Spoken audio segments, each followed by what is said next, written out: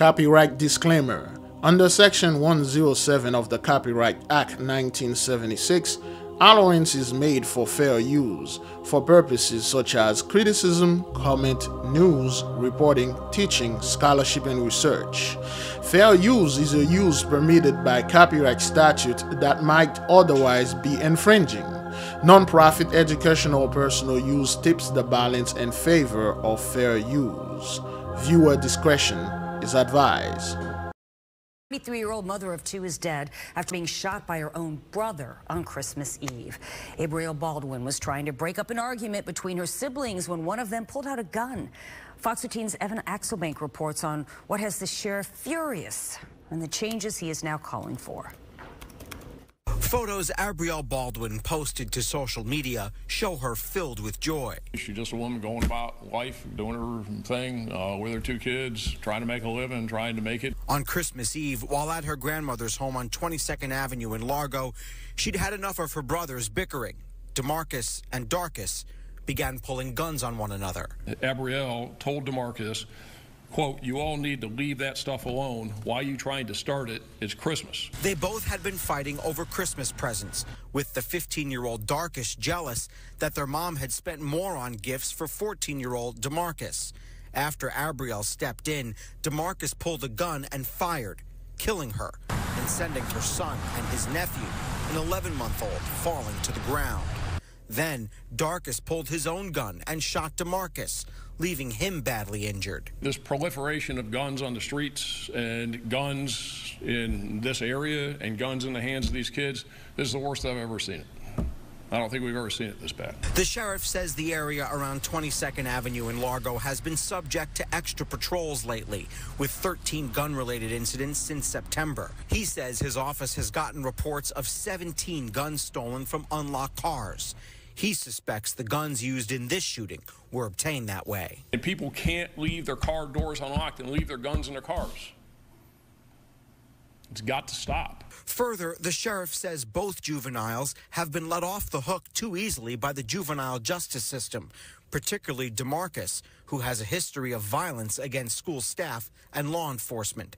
The sheriff is calling for tougher laws. They are not getting the consequences that they should get, that keep them from doing it again and again and again. Abrielle was only 23, and now her kids, an 11-month-old and a 6-year-old, will have to grow up without her. Evan Axelbank, Fox 13 News. Shalom, beloved brothers and sisters, Jews and Gentiles alike. Welcome. This is your humble servant, Big Levi, and today is Friday, I believe, Noga. Today is Saturday, Shabbatai, December the 30th, 2023, and it's currently 11:42 a.m. Eastern Time, pre-recorded. Beloved, I'm doing better. I'm doing all right. The cold and the fever that I had, it's gone. Thank you for all of you that had prayed for me. Thank you for all of you that had sent me stuff, remedies. Thank you for the natural cough drop. The beloved sister sent me organic elderberry seed a week before without knowing that I was going to get sick. And then again, I should have never started running in the rain. It was cold and I got soaking wet, and I went inside in the AC again, and I took a shower right away, go under the blanket, then warm my body and go outside, do a bunch of stuff. And the next day I was sick. And I asked the nation to keep the beloved sister Deborah and her daughter in your prayer, and sister Natasha and her daughter also in your prayer, because they have the cold. And there's a cold going on out there. A lot of people are catching it. A lot of people are throwing up, and it's a form of cleansing. And a lot of people know more concerning this thing. And we all know this stuff are coming from the sun. It's coming from the mighty one. And there is a purification that are going around this earth. And this time and this period and this season, we are seeing an amplification of well, we don't want to say disease, but illness, so to speak, because YouTube will say, oh, you're giving medical advice because you said people are getting sick out there. There are a lot of stuff going on, beloved. Now, brethren, before we move in a little bit further, we just want to warn you that this video is going to be at least 3 hours. And it started late because we want the nation to stay inside. December 31st at midnight, or at least let midnight pass, and then if you want to go out there, go around 1 a.m. excuse me. Now, you already know at this moment right now there will be a lot of damages, a lot of two-thirds and Gentiles going around and acting like if this was pre-2019. They're going to party and drink and do every single thing as if there's nothing going on. And I asked my beloved, I asked my brethren and sistren, I asked the Jews and the Gentiles alike, all of you, whether you are part of us or you're not part of us, whether you're good or you're sheep, please, at this time right now, it's not the time for this. Stay inside, just relax. After the whole fiasco, you may go outside and do whatever that you need to do. You don't need to go out there and do fireworks and all that. None of this nonsense. This time is past. It is done. Okay? So, beloved, we have a few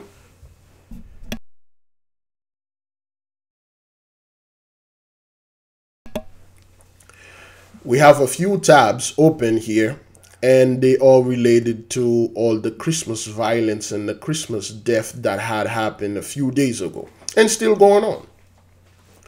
Every single person that we ask and every single person that you see, you can tell that this Christmas is not as the same it was previously or pre-2019. You can tell that 83 are feeling the holidays are not the same anymore. And then again, it's not me, brethren, okay? We have multiple of our beloved. Let's go to our YouTube backup channel, okay? Brother Big Judah just uploaded a video here, I believe. Yes. Okay. Oh, that's a random shooting right there. Let's see if we can get that too. Oops. There we go. Here we go. Over there. Big Levi backup channel. There we go. So, we had a live together. We can only take one person. That YouTube thing, they only allow one person. So okay, we had a live. We could only take one person. We had the sister with us. Question: Can you guys see and us? We had. Then again, like I said before, they don't know what. Okay, we had the sister. We had brother, this beloved brother with us. It's just staying inside, and but in your opinion, beloved, in 2024. Do you think things gonna get back to normal for 83? This thing is done. Okay. Okay. Everybody, they can tell you this thing is done. Okay. We got the brother, we got the sister in Trinidad. We got the brother Prime Black in San Francisco, and I've seen these pods of people homeless outside across the whole country. Across the whole country, it's crazy, people. It's really out here. Okay, people really struggle. Everybody's seen it. Okay, brother Starseed and all the beloved that joined onto us. We had a great podcast, and we're going to do this once in a while. Maybe after the video is done around 1 a.m., 2 a.m., we might go live and do pretty much the same thing. I might have to go outside to do it because the computer cannot do it. It can only be done and the cell phone. So I will do the best that I can to try to do this again on the 31st. That is if. Okay, when the video is done, I might be able to do this around like 1 or 2 p.m. Now, beloved, what seems to be the issue? What seems to be the problem here? And you're seeing there's a new vibe around this world or on this earth. and there's a group of people that can't enjoy the things they used to enjoy before. There's a lot of complaining, there's a lot of death, there's a lot of violence, there's a lot of distraction, of course. Yes, indeed, they start that fiasco over there in the Middle East to keep themselves busy, to give themselves something to talk about, because they don't want to talk about the awakening of our people. They don't want to talk about our people getting their memories back. Okay, there's a lot of distraction out there. Okay, not only that, beloved, there is a lot of disruption. What I mean about disruption, I mean the media, the information disruption. It seems like the CME or the solar flares that had hit the earth a few days ago caused a lot of damage. Now, I'm guessing I'm not the only one that told anybody out there, or a couple of the people, amen, stop celebrating those holidays. They are not biblical. They are against the Holy One. You are going to caught in the judgment. Okay, flee from her, leave Babylon, leave the system, so you may not partake in her destruction. But and then again, a lot of people don't care, especially people that look like us. They'll kill you. They, just like the 2/3 killed their own, they will just kill you because you say something against Christmas. Yo, you say something against Juneteenth. Okay, that's our holiday. I'm gonna go out there and spend as much money as I can. Okay, well, yeah, man, whatever you want to do, you want to do this Halloween or whatever. Then again, beloved, all those stuff for swagger jack for most, and a lot of the people, they are spending their energy into these things. Now we're going to go through those videos, beloved. We're going to see all the Christmas death tragedy and violence related. All those things happen during Christmas, before Christmas, or after Christmas. The 23rd, 24th, and 25th, 26th. Still going on to now. Okay? And this is not a good start for 2024, according to the Gentiles Gregorian calendar. Okay? We are just a few hours away for their 2024s, their New Year's. Okay? All right. Let's go through the video and do our own dissecting, so to speak. 53-year-old mother of two is dead after being shot by her own brother on Christmas. Let's go to the beginning. 53-year-old mother of two is dead after being shot by her own brother on Christmas Eve. Okay, she's 23. Those are her brothers. And when you look at those dudes, they look like they're in their 30s. Okay, there was a 15, 14-year-old. They have mustache. Those are men. Those are men. Okay? And then they are calling them teenagers and juvenile. No, those are men, actual men. All right? And I'm tired of those people whenever those guys under 18 do horrible crime, they are calling them teenagers as if they don't know what to do, what they've done, and things like that. No, those are men. And they have gun, they got mustache, they got beards and goatees. Okay, those dude they'll take you down, man. You know, the 2/3, they don't play this Hesh, all right? This is the curse of Joab. For those of you who may not know, Joab was the left hand of David. Okay, he killed and murdered Abner, the general, the right hand of David. Ever since then, David cursed Joab with the curse. He told Joab, your descendant, Joab was an Israelite, okay? He told Joab, your descendant, your children will kill each other. Brothers going to kill brothers. They're going to kill sisters. They're going to murder their own family because of what you did unto Abner. And the curse will break until the last generation. So this is the Joabites, which are Israelites.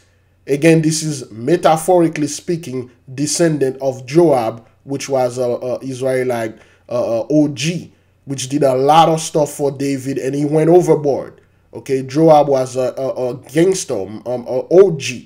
Joab will fought to the death, but he was just like those dudes. He was reckless, all right? Gabriel Baldwin was trying to break up an argument between her siblings when one of them pulled out a gun. Fox 13's Evan Axelbank reports on what has the sheriff furious and the changes he is now calling for. Photos Abrielle Baldwin posted to social media show her filled with joy. She's just a woman going about life, doing her thing with her 2 kids, trying to make a living, trying to make it. On Christmas Eve, while at her grandmother's home on 22nd Avenue in Largo, she'd had enough of her brothers bickering. DeMarcus and Darcus began pulling guns on one another. Okay, now you got those 2 men, all right, which one, I believe he's 14, he's 15, okay, both of them with mustache and goatee, grown men, okay, instead of them be out there learning with our people and grow up them into manhood, they're fighting for Christmas and acting like children, okay, they're acting like children, and because of the Christmas spirit and jealousy, that's what this thing brought, okay? Jealousy came in the midst. Well, you give my brother a better gift than me. Yo, those guys are 14, 15. They shouldn't get gift at all. If a man, you can go out there and get a gun, then you should go out there and get your own gift. You should not be waiting on your mom to get your gift or your grandmother or your father to give you gift. And those dudes don't play that, man. They lay you down for just smiling at them. Remember that dude over there in Chicago? 2 girls inviting him to a party. And then he's stepping in the door and he look at another dude. The dude look at him and smile. He pulled a gun and shot him dead in the chest. And then when he shot and killed the guy and everybody run, he got arrested. They said, wait, yo, what you shot the dude for? He said, well, you know, he was looking at me. He smiled. And you know, before he killed me, I killed him. They're like, why? He said, well, it was a setup. I believe those 2 girls set me up. The dude already smiling at me. So I killed him before he killed me. And those dudes, they will drop you out just because of that. You know? Guns on one another. Abrielle told DeMarcus, quote, you all need to leave that stuff alone. Why are you trying to start it? It's Christmas. Okay, why you want to try to start this? It's Christmas. And as if, then again, beloved, the 2/3 don't care about that, okay? Let me celebrate my Christmas, Big Levi, okay? This is my moment. I gotta shine out there. I gotta get this gift and running on.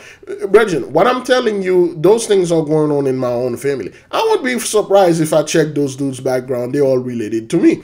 So you got people in my very own family that celebrated Christmas like hell. They'll fight. They will not pay their rent, brethren. They will not pay their phone, beloved. They will not pay their bills, but they will buy gift. They will buy nonsense for Christmas. Because it make the children happy. Oh, you mean those 2 quote-unquote kids that kill each other, that kill that sister, their own sister? Is that make them happy? Does that make you happy? Anybody watching this are happy right now because of this nonsense? Okay, this dude wearing this shirt over there, say 21. Of course, we know the reverse of 21. It's 12, the blessing, the 12 tribe, and the 21 is, of course, the curses and the destruction, okay? Now, the shirt say Big Lily. Okay, all right. Okay, Big Lily. Is it Big Levi? Is that this dude wearing a church saying Big Levi or Big Levi? Is that what that is? I'm not quite sure. It could be some... Been fighting over Christmas presents. Big Gigi? They both had been fighting over... Big city. All right, say big city. Man, I have terrible vision. But anyway, big city, okay? 21 and stuff like that, okay? All right, let's keep on moving. Christmas presents, with the 15-year-old Darcus jealous that their mom had spent more on gifts for 14-year-old DeMarcus. Okay, so, and you have those mothers out there buying 14 and 15-year-old gifts. And we told those people the moment your child reach puberty, you do not treat them like children anymore. You have to walk them and treat them into adulthood. You got those dudes that are 14, 15 with mustache, and then their mothers are buying them gifts and things like that. The little 14-year-old get more than the 15, jealousy, and then they end up killing the sister. Their own sister. That has nothing to do with this. She was trying to break up a fight. When we told our people, whenever you see those 2/3 are fighting, you get away from them, man. Okay? You just walk away. You get away from them. Anytime you see the two-thirds arguing, you leave. You leave there if you can, because the two-thirds, the moment what they are listening, what they are waiting on is some outsider or somebody that are not in the beef with them come and try to calm them down. They shouldn't kill you for no reason. Stepped in, DeMarcus pulled a gun and fired, killing her and sending her son and his nephew, an 11-month-old, falling to the ground. Then Darkus pulled his own gun and shot DeMarcus, leaving him badly injured. This proliferation of guns on the streets and guns in this area and guns in the hands of these kids, this is the worst I've ever seen it. I don't think we've ever seen it this bad. The sheriff says the area around 22nd Avenue in Largo has been subject to extra patrols lately, with 13 gun-related incidents since September. He says his office has gotten reports of 17 guns stolen from unlocked cars. He suspects the guns used in this shooting were obtained that way. Okay, so you got people leaving their guns in their car unlocked and stuff like that, and those guys are stealing the guns and they are doing stuff. But beloved, that has nothing to do with this. That has everything to do with the blessing is over. There is a spirit out there. There is a new vibration. And if you're in a low frequency, that vibration going to cut you, like those dudes, like those two brethren over there. Okay, they were vibrating in a low vibration. The whole family were in a low frequency and a low vibration. And then this energy picked them up, and then they did these horrible things. And beloved, I can guarantee you, next year, 2024, Christmas, they will celebrate these things like ever before. They will just forget about the whole thing as if it happened like 50 years ago. Like they already forget about it. All right? But the way things are going now, beloved, we may not have a 2024 Christmas. I don't know. Let's keep on moving.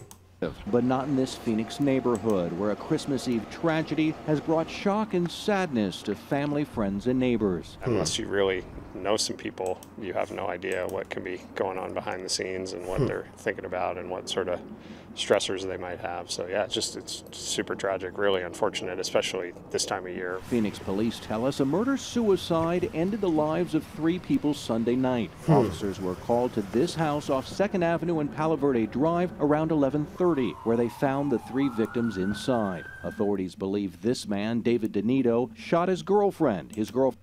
So again, beloved, those are Christmas-related death.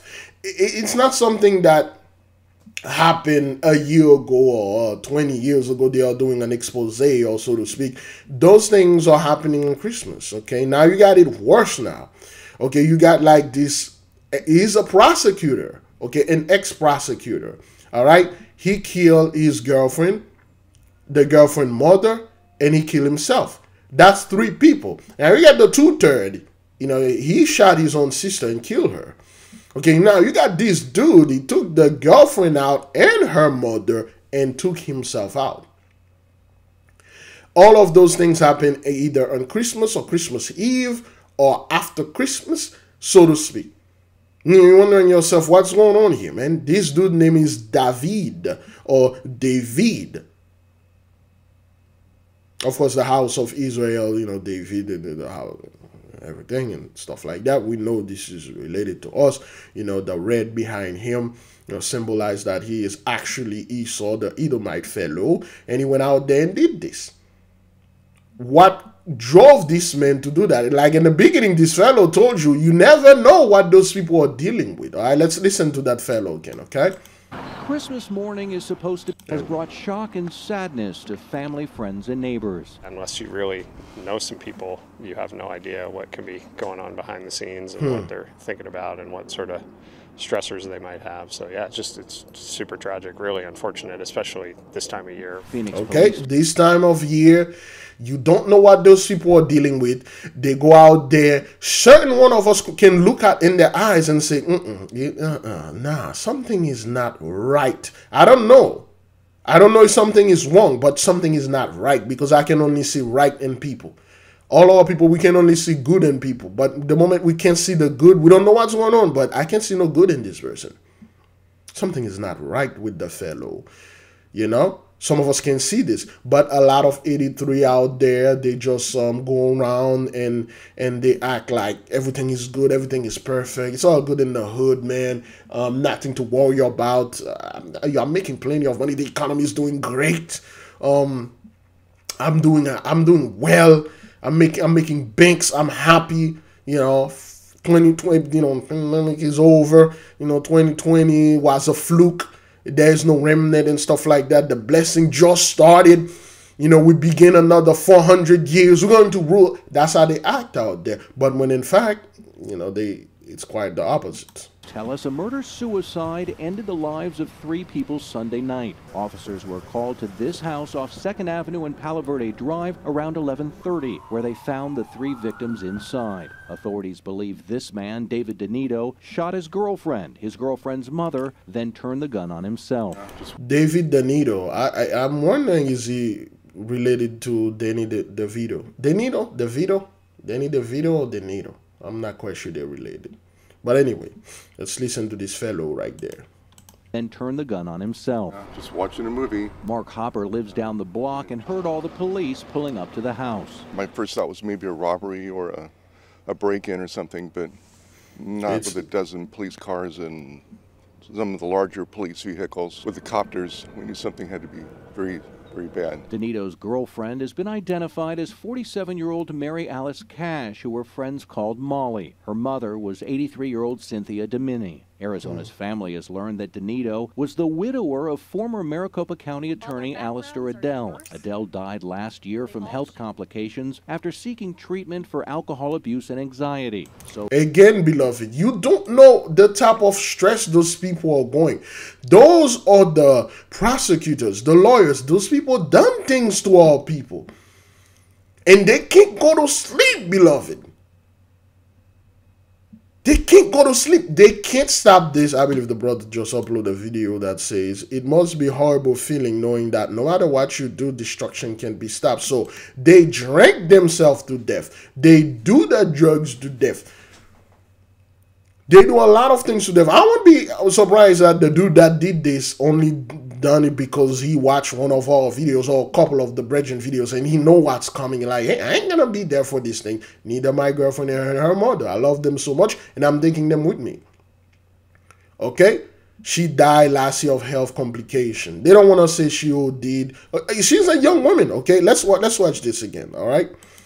And some of the larger police vehicles with the copters, we knew something had to be very, very bad. Denito's girlfriend has been identified as 47-year-old Mary Alice Cash, who her friends called Molly. Her mother was 83-year-old Cynthia Domini. Arizona's family has learned that Denito was the widower of former Maricopa County Attorney Alistair Adele.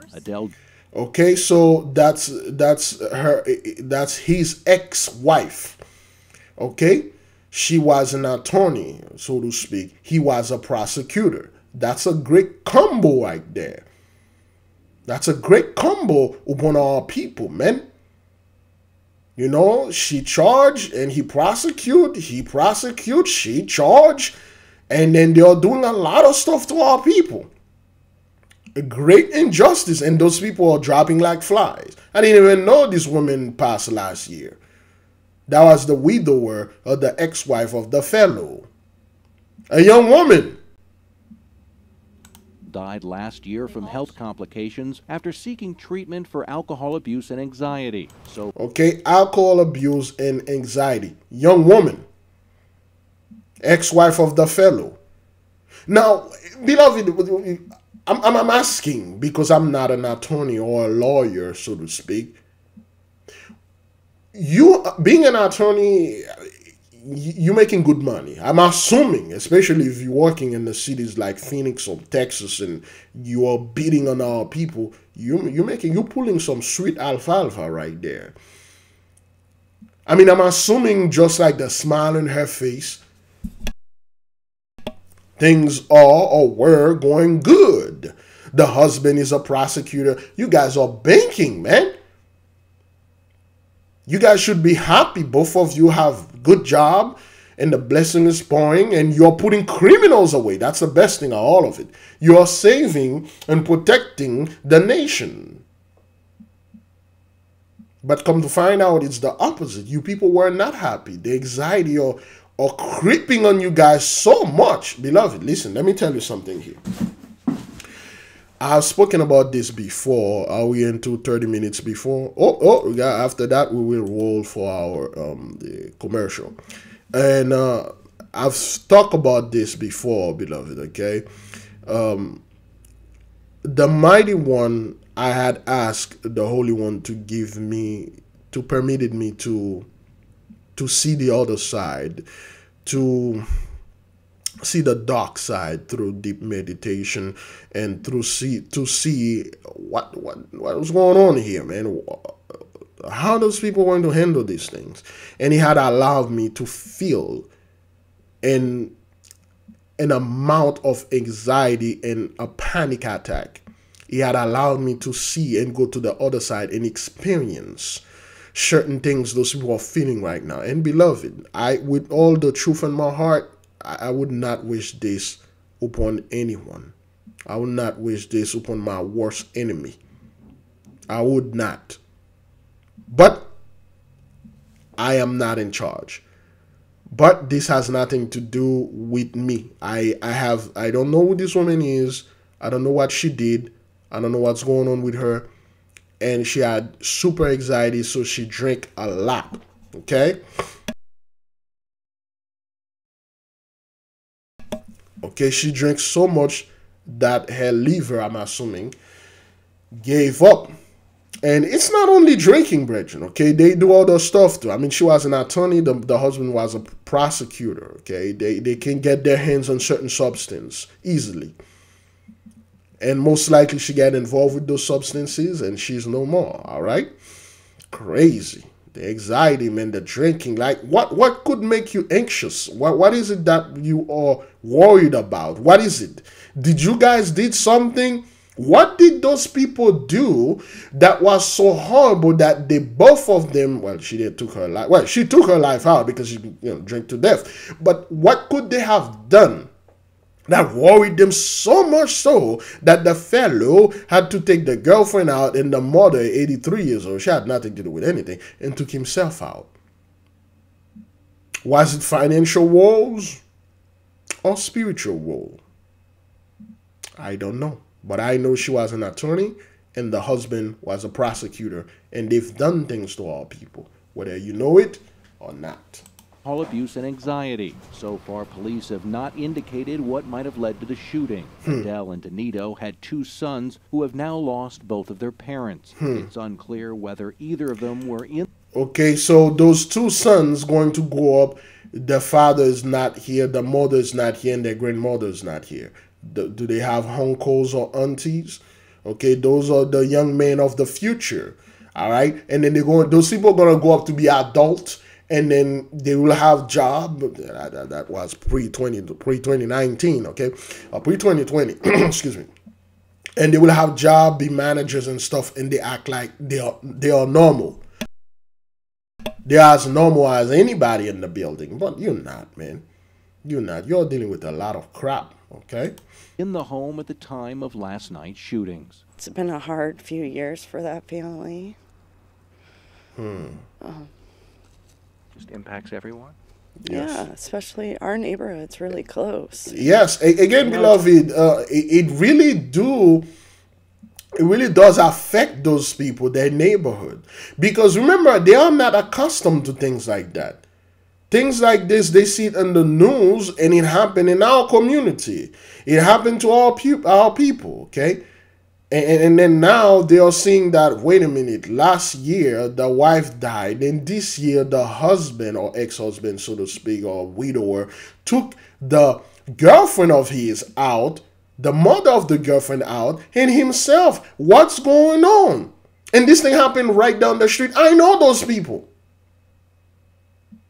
I know them. There's a connection.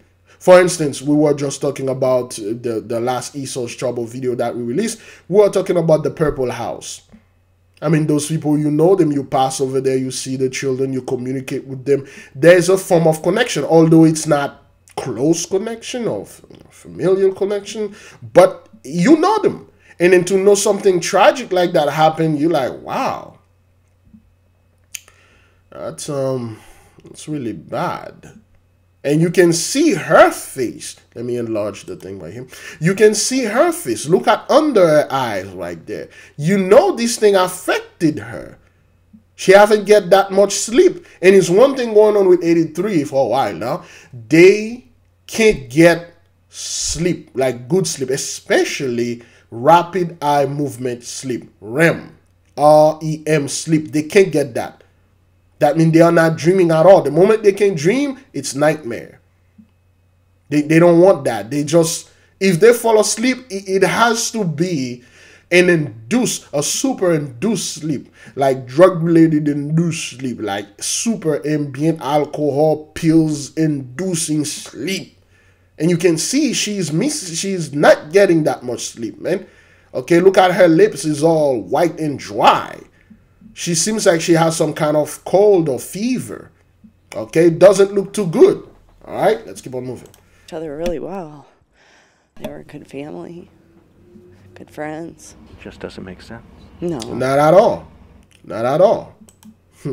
We also asked neighbors if they saw anything unusual at the home. No. Or any red flags. They or any won't. problems that they noticed. No. They said no. We also reached out. They won't. Look, listen, man. Look at the neighborhood, man. Swanky, peaceful, nice, typical suburban, you know, a Christmas tragedy. Everybody mind their own business. People don't get out. That's one of the major problem of the suburban, okay? People don't get out. You know what would happen if you keep staying in the house all day, all your life? It's becoming your very own prison. I see a lot of our people are subscribing to the concept of being introvert. You must understand, being introvert is not the same as being an actual introvert. An introvert person is a person that do not like to be around scumbags. That's all. It doesn't mean somebody that like to stay shut in and be inside all the time and every time. No, they simply don't collaborate with scumbags. They love being around people that look like them, for instance. Let's say some of you out there, you are actual introvert, and Big Levi is having a get together and with the family, and then he live like a few miles down the road. Of course you're gonna be here. Of course all the people that are so-called introvert gonna be here. It's gonna be like a massive amount of people here. We'll talk, we'll party, we'll laugh, we'll watch movies, we'll do everything together because we feel we can stand together. We vibrated on the same level. But let's say a 2:30 is throwing a Christmas party out there. Will you go? No, man. People like, yeah, man, we ain't gonna go around being one you scumbag and stuff. Let's say the pastor throwing a party at their church and they want you over there to sing and dance in the church with the other people. You won't go. I don't want to be around you. That doesn't mean I'm antisocial or antisocial. I just don't like you people. But if Big Levi or another brother is doing something I'm very near, hell, I'll go there, especially me, Big Levi. I'll go there, get me a plate. At the least, pull over there and lift up the table and then shove it in the back of my truck and then get away with it without somebody notice. Okay, I'll be the scumbag that show up to the party and then, just say a few prayers and then sneak in the back and then swagger jack the whole food. I'll be the guy that come to the party and go straight to the kitchen. I'll be that dude, all right? But the thing is, like, there are certain places I will not go. I don't want to be there with you people. I have done an experience lately. Well, it was an experience that I shared with another person, and we went to other people, where other people were there, and then we were just sitting there, and for no reason, people keep talking to us. We don't want nothing to do with them. We were just there getting some food. And then they will come and start conversation with us. They will ask us questions. They will ask us like very private question. Like, where you guys from? What's going on? How you guys good? Or stuff like that. And I'm looking at the fellow. I'm like, what's going on here? Why does people, things like that? Yeah, so you got a lot of of our people subscribing to that introvert garbage. Let me tell you something about the so-called introvert garbage. See, the mighty one is isolating the 83s, okay? It's just isolating them. It's just putting them in places by themselves alone. All right? A lot of those men out there that are living in the suburbs are calling themselves introvert because they are suffering from terrible things that we call, well, since I refer to certain cyber pleasure, so to speak. Okay, this thing rotten your brain, rotten your mind. Okay, rotten your brain. I myself had issue with this thing years ago. Okay, let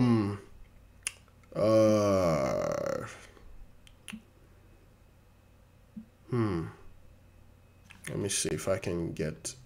Is that okay? Right. Oh, okay. Well, this thing won't type. But anyway, a lot of those men that are calling themselves an introvert, they have certain addiction, certain online addiction, whether it's watching a lot of an insane amount of filth. I mean, I'm not saying like normal thing, men and women, male and female. I'm talking about like copophobia. I'm talking about like cowboyism in the midst. I'm talking about like cheese pizza. I'm talking about a lot of horrible and terrible, you know, unhuman, non-human related things. And those things really make them into short-in. Okay, they are turning into ikikokomori. They are turning into, well, not hermit, but short-in. And then they are, well, I'm an introvert. I stay inside all the time. No, man, you stay inside because you've been watching this thing. Is rotting out your brain, took your energy out. You do not have an energy to go out there. And that's exactly what's going on in the suburbs around there. Okay? Terrible things, beloved. Terrible, terrible things. All right. So now we all pass our 30 minutes mark. Oh boy, we're 40 minutes. Now, beloved, what is it? What seems to be the problem? Why is this thing is going on? Why is it that those people are constantly seeing those stuff? Now, they can't say it's a coincidence anymore because it happened every year and every time and every day, every hour. And the reason is because of Genesis 15, verse 13.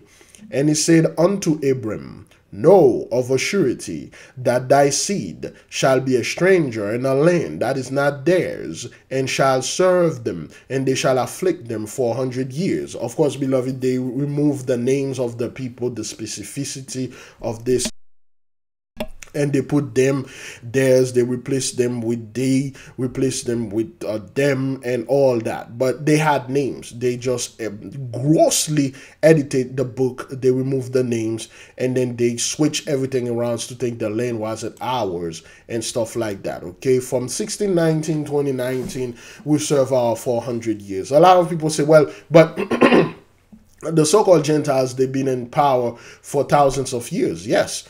You know, each of the tribe, if you calculated it, we have 12 tribes. Each of them had to go 400 years each, you know, and then the total, the last tribe, whatever that did the 400 years, and it add up to whatever thousands of years those people were doing. Okay, 1619, 2019, and the plague went in, the entire world shut down. Every single person that are alive and have a brain can tell you, ever since 2020 kicks in, things are not the same. The vibration, the feelings, things change.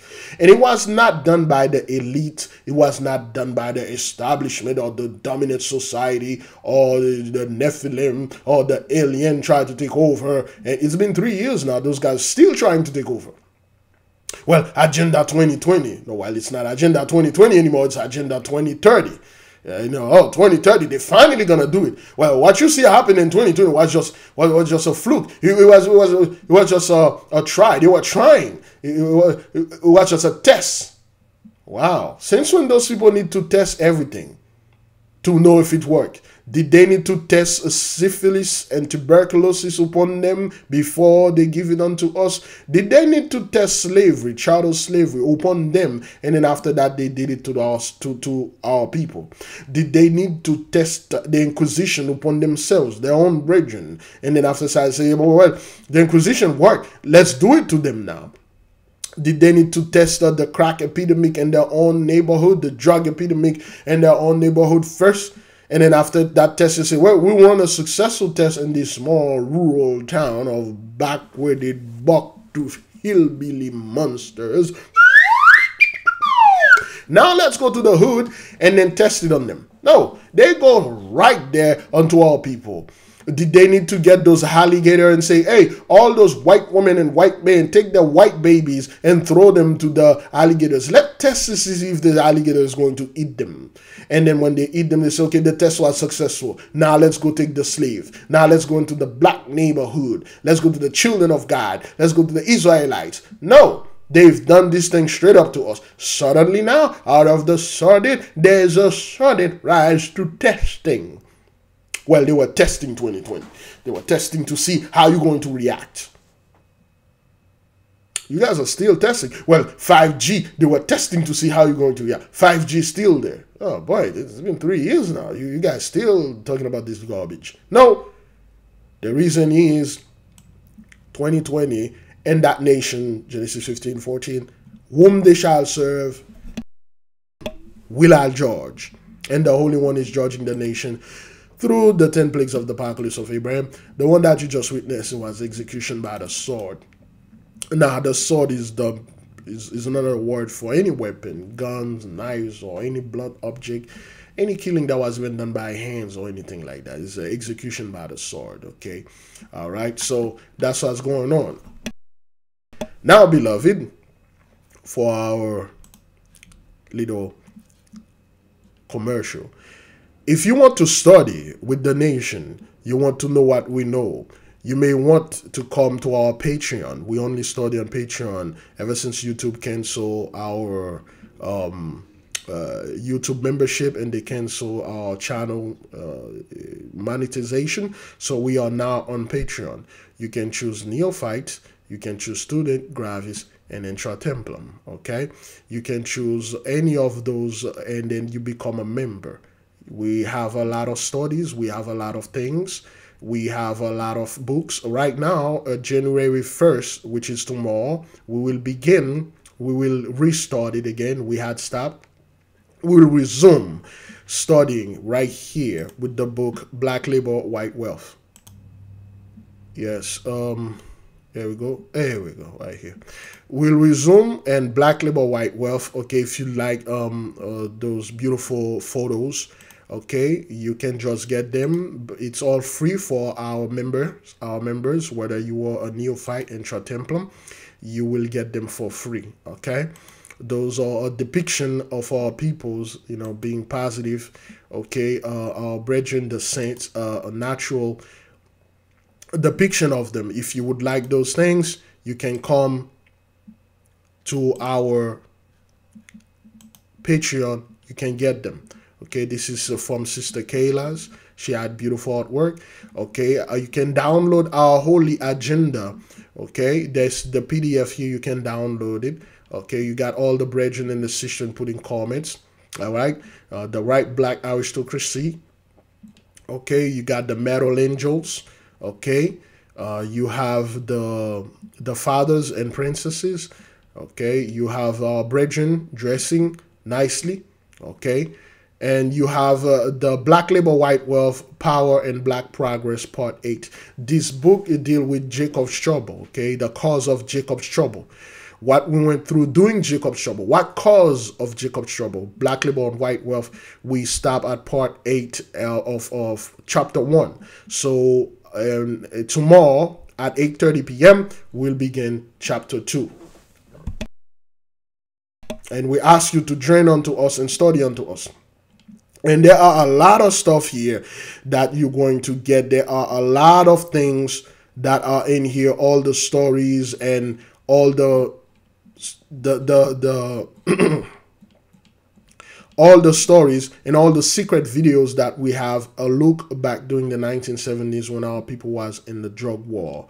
Okay, you'll watch all of this. There are a lot of good videos and good stuff you will find in this, beloved. Okay, please, if you wish, you can become a member and choose your tier and study with us. All of those are videos, and we have the Get Your Shining Bath spiritual bath. A lot of people did the Shining Bath. Okay, they download the PDF. That's how you can get all our PDF and all our stuff. Okay, shalom. Let's keep on moving. Okay, next video. Cash and a child's Christmas gift. Fox 26's Abigail Dye is in the newsroom with. Well, keep an eye out this holiday season. The Grinches are everywhere. And for one Houston man, it really cost him nearly $100,000. Yes, we are talking about a burglary that actually happened last week, where two burglars stole a lot of cash and a child's Christmas gift. Fox 26's Abigail Dye is in the newsroom with this story. Rashi Anthony, this man says the burglars took an ATV out of his garage that he had just bought for his grandson, and now he has to figure out how to come through this Christmas. This Ring camera kicks in just in time to catch two burglars dressed all in black, slipping down the side of a house in the glow of Christmas lights, leaving behind quite the mess. First thing I seen was glass. Stephen Moody came home to his back window busted out, glass and blood all over the place. You left your DNA, then that's dumb. That's really dumb. He says the burglars took his Raptor ATV, which he bought for Christmas. It was a gift to my grandson. And a lot of cash. The total loss? Close to $100,000. They took the ATV that I just purchased for over $10,000. And they took cash. So you got this dude right here, okay? And on one holiday, he spent over $100,000.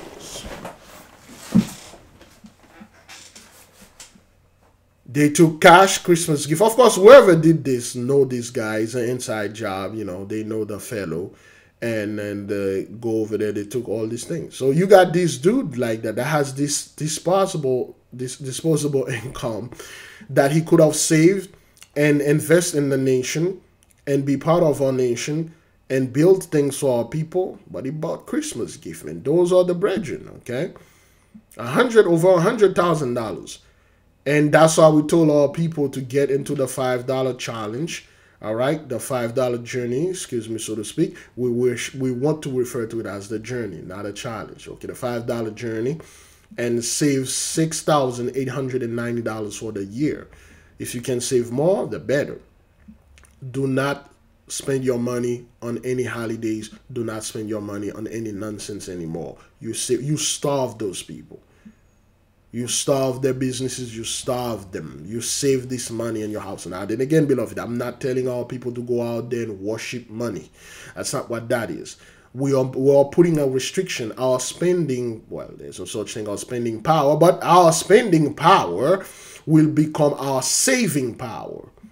We save this money. Financial discipline. This dude just spent $100,000. Whether he's lying, whether he's telling the truth, I don't care. 100 G's in Christmas gift. Hey, nice ATV, man. And a lot of cash. The total loss? Close to $100,000.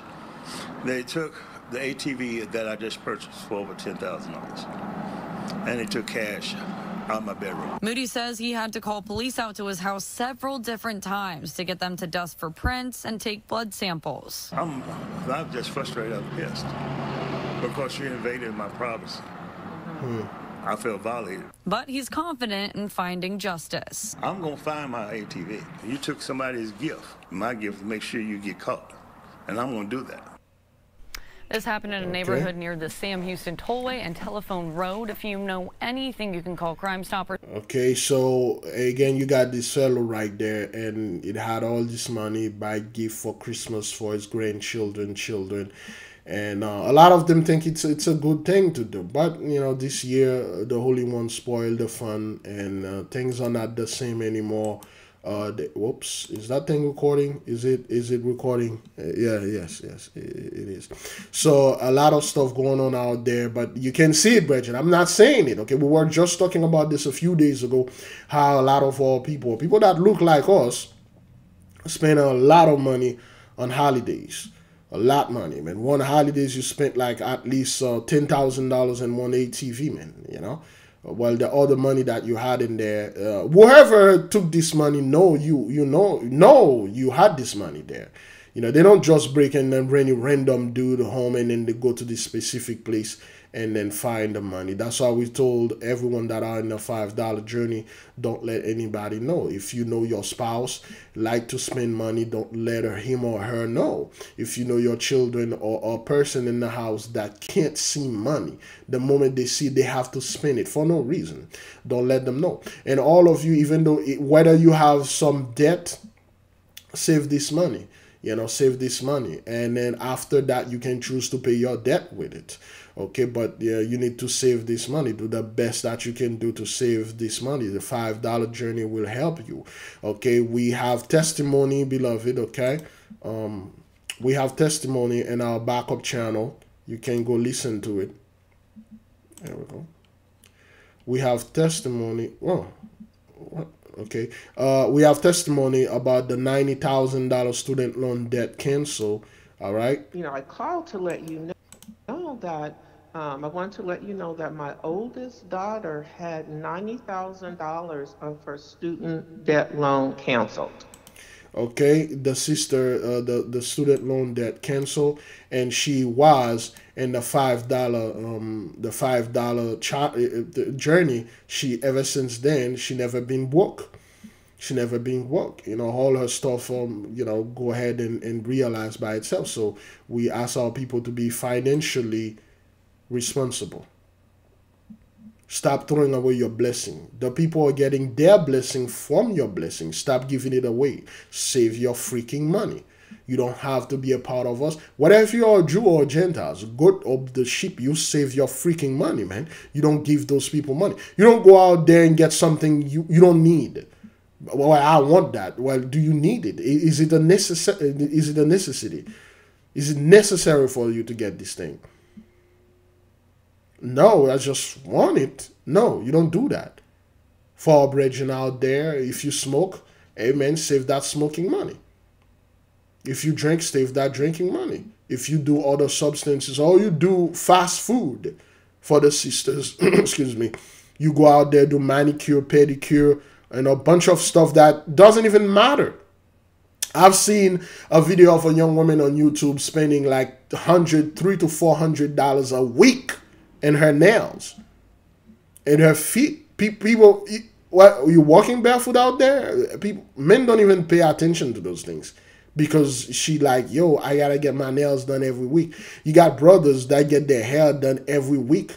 I'm talking about shape up, tape up, fresh up, getting an haircut every week, man. Spending $20, $30, $40, $50 a week.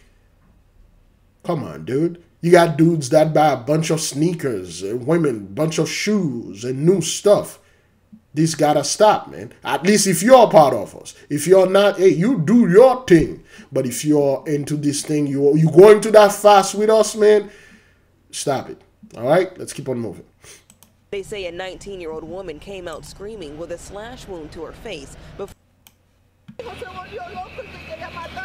My son went crazy and wanted to kill me, this woman said, as EMTs wheeled her into an ambulance moments after chaos erupted in her Creston Avenue apartment. The woman distraught and visibly injured with bandages over her right eye after investigators say her 30-year-old son held her in a headlock with a knife to her throat. NYPD says they responded to a call for help and were met with a fast-moving situation when they arrived to the 13th floor apartment. They say a 19-year-old woman came out screaming with a slash wound to her face before going inside and finding that man's mother in a seemingly dangerous situation. They observed in a very small confined space a subject holding his mother in a front headlock with a large carving knife to her throat, and she was clearly injured and bleeding from her area. Our officers gave numerous commands to drop the knife. However, our officer discharged his firearm, striking the subject in the head and saved the mother's life. Okay, so the mother right here. Oh. Okay, the mother right here. Let me enlarge this thing right quick. There you go. The mother right here, but she's quite far. There you go. That's better. Her son slash a 19-year-old girl in the face, and then run to her own mother, and he went crazy. Put the knife under her throat, threatened to kill her, and then the police shot him in the head. All those things, when did this happen? Let me see. This happened 6 days ago.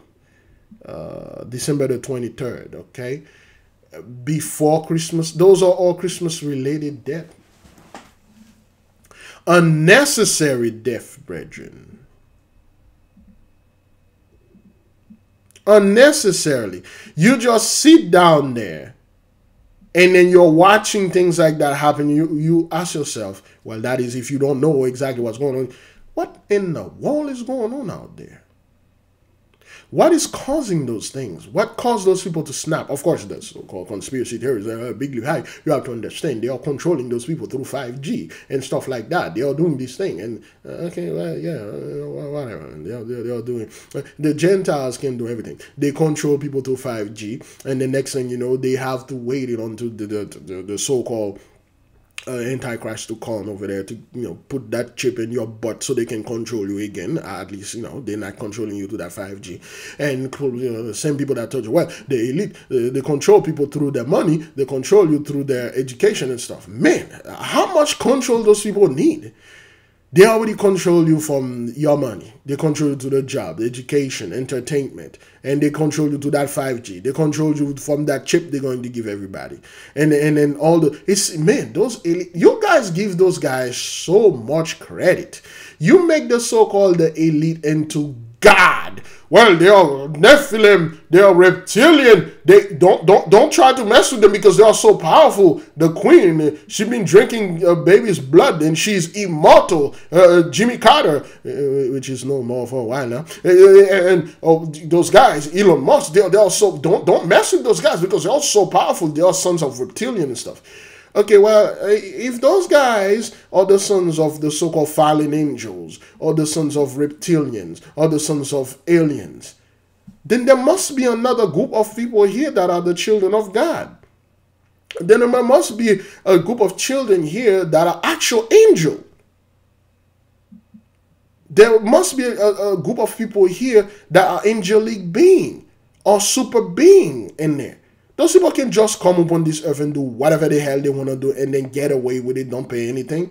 Get out of here, man. But anyway, so people are asking themselves, what on earth is going on? What seems to be the issue? Well, hey, man, it's the blessing is gone, okay?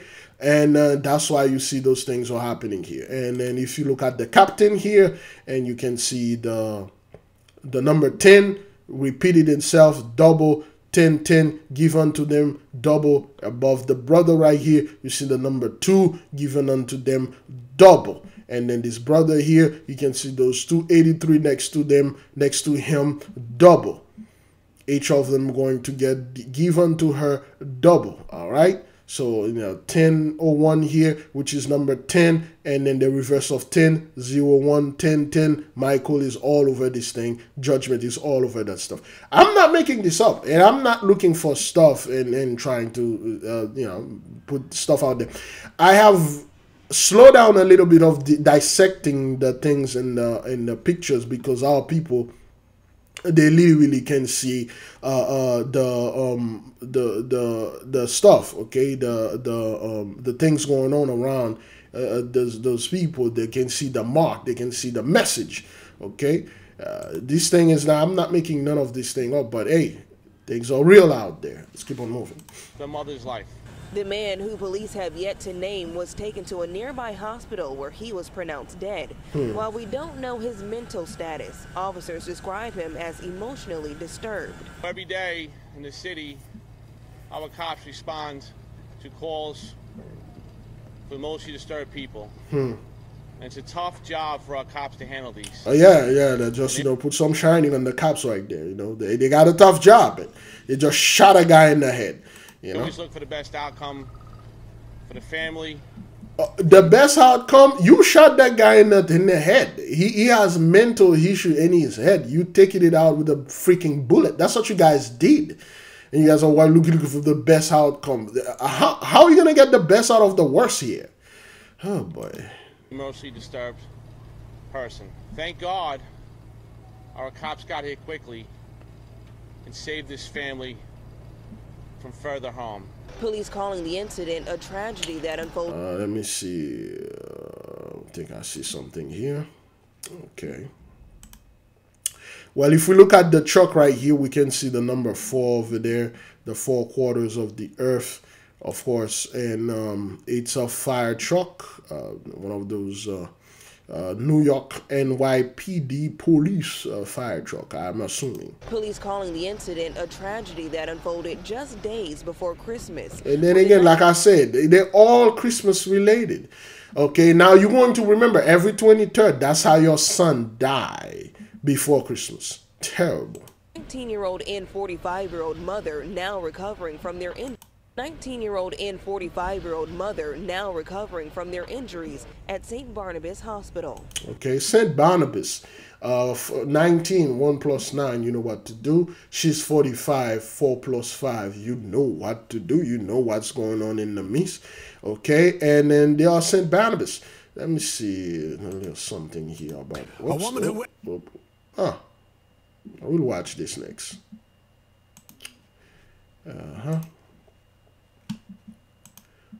St. Barnabas. St. Barnabas. There we go.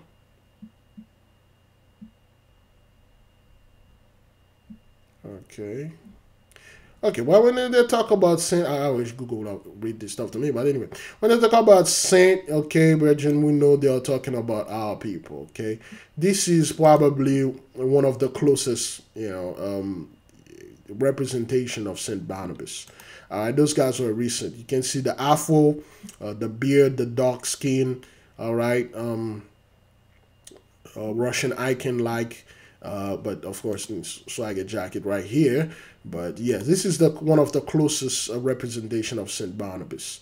All right, they are well aware of that. Okay, the Holy Cross, they always wear the Holy Cross as an X upon their shoulders. All right, it's a form of protection, and but they got all those things going on out there. You know, Saint Barnabas was one of us. He was a saint, a brethren. You know. That's a little bit close to it, but yeah, that's what you people done, you know. Let's keep on moving. We are told that there is a documented history of domestic violence in the family's apartment, although there is no word yet on what exactly led to the dispute. There never any words. Let's watch this one.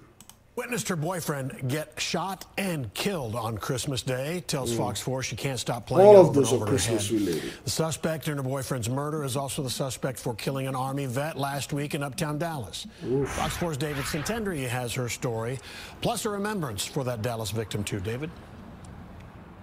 Yeah, we're talking about a random shooting that is connected to other shootings that might also be random. Tonight we spoke with one survivor and she just shares her unimaginable trauma. He was so nice. Francisco Manriquez and his girlfriend Jocelyn Morales posed for a photo at a Christmas Eve party. The two had no idea it would be the last night they spent together.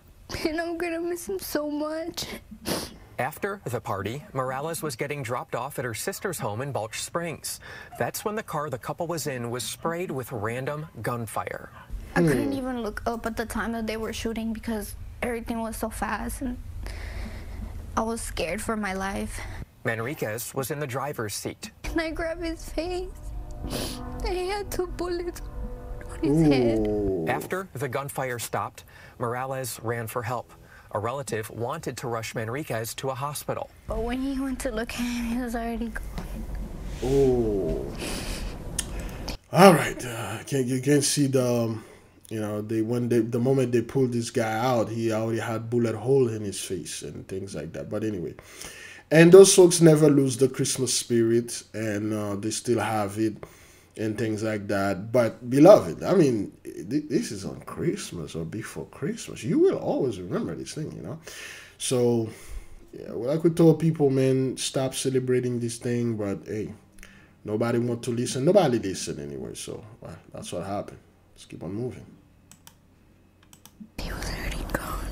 Balch Springs Police Department's murder suspect is 45-year-old Corey Thompson, a convicted 45. felon who, back in May, bonded out on new charges in Dallas of criminal mischief, assault, and terroristic threat.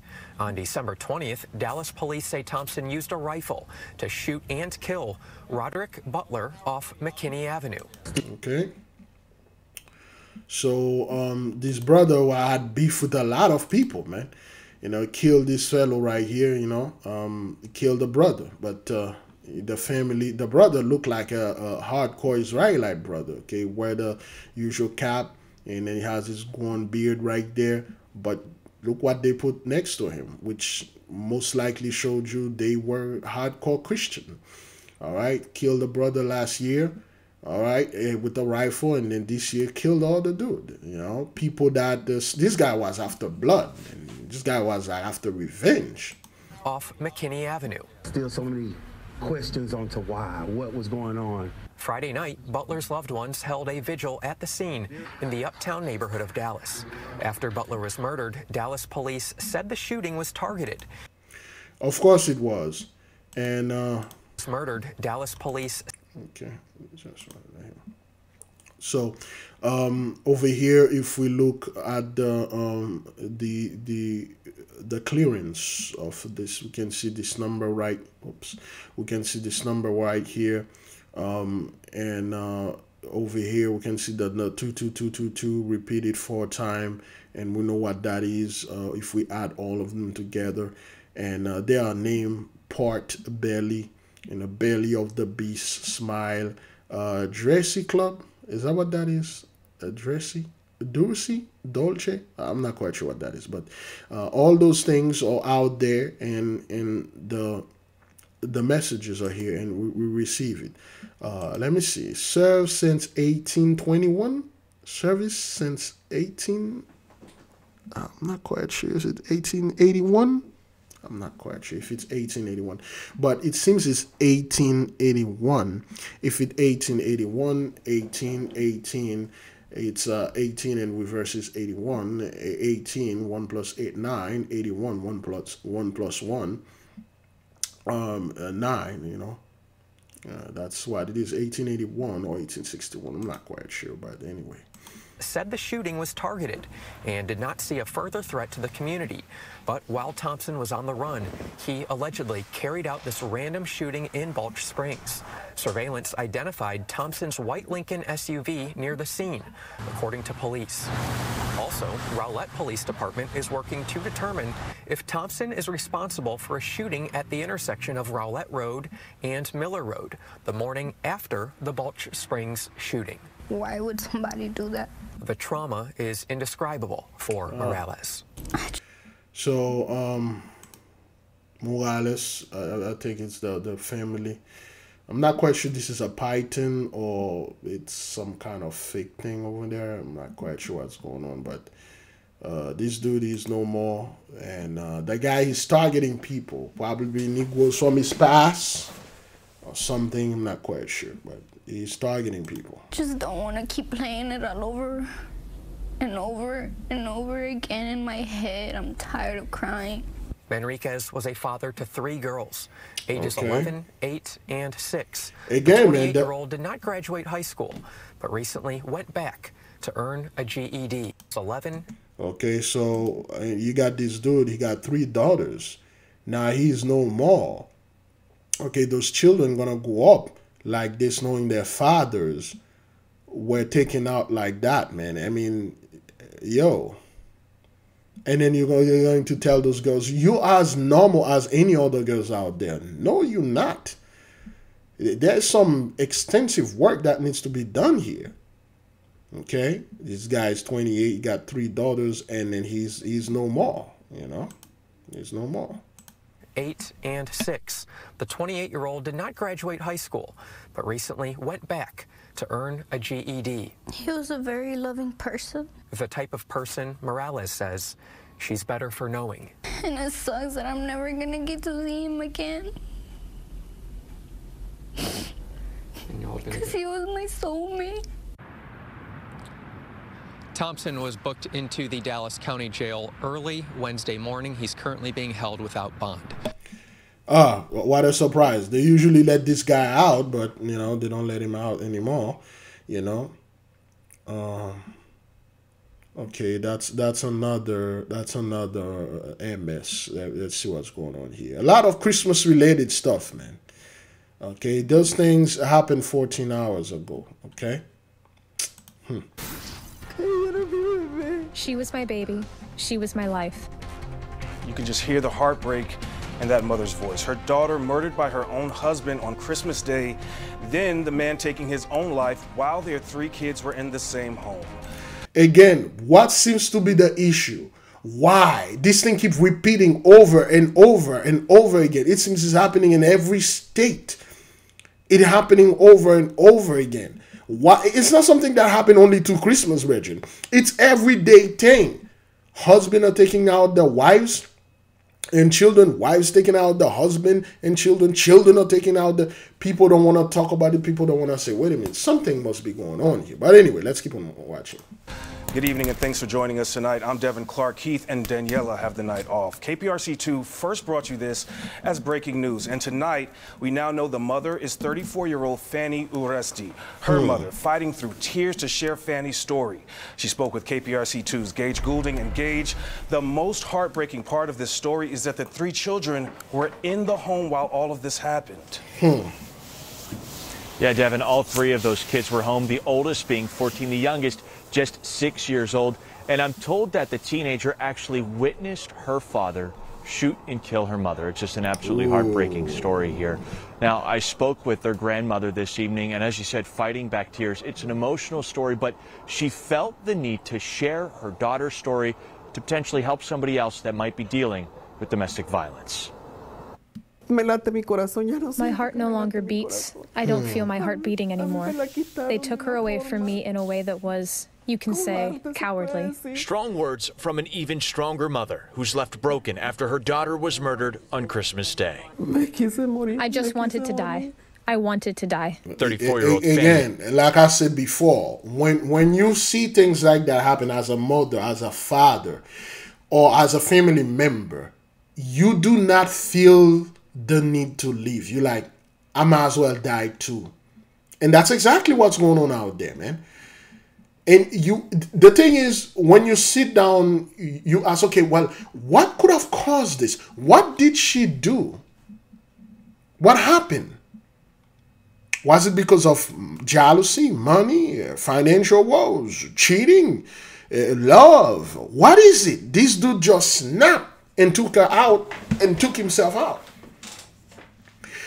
Beloved, we know this rampant thing is happening right now because the blessing is over, man. The things that those folks used to enjoy, and they think like they used to enjoy those stuff because they were smart enough or they were hard enough. It has nothing to do with your intellect or your financial position or your economic status. That's not what that is.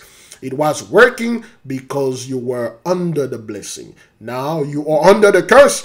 Those things they've been, is that thing even recording right now? Let's see. Is it recording? Is that thing, or, you know, right. We are about an hour and 17 minutes here. We probably like, you know, halfway through this thing. But anyway, what seems to be the problem here, brethren? Why? Why is this thing happening? Well, Genesis 15 verse 13, when this thing was happening in our hood or in our neighborhood and our family, everybody was asking, well, those people are violent. What was her mother? What was her father? Where the father of the house? Why those people are doing this? They're supposed to be in college studying doctors. But now this thing's happening to the folks. Nobody want to say hish about it. Everybody very quiet here. Uresti found dead inside her Gracilla Drive home in southwest Houston. Her husband, 43-year-old Roberto Hernandez, also dead in an apparent murder-suicide. Inside the home with them, their 3 children, the oldest witnessing the brutal murder of her own mother. With this thing he did to my daughter, they took my heart away. I want them to know I am hollow.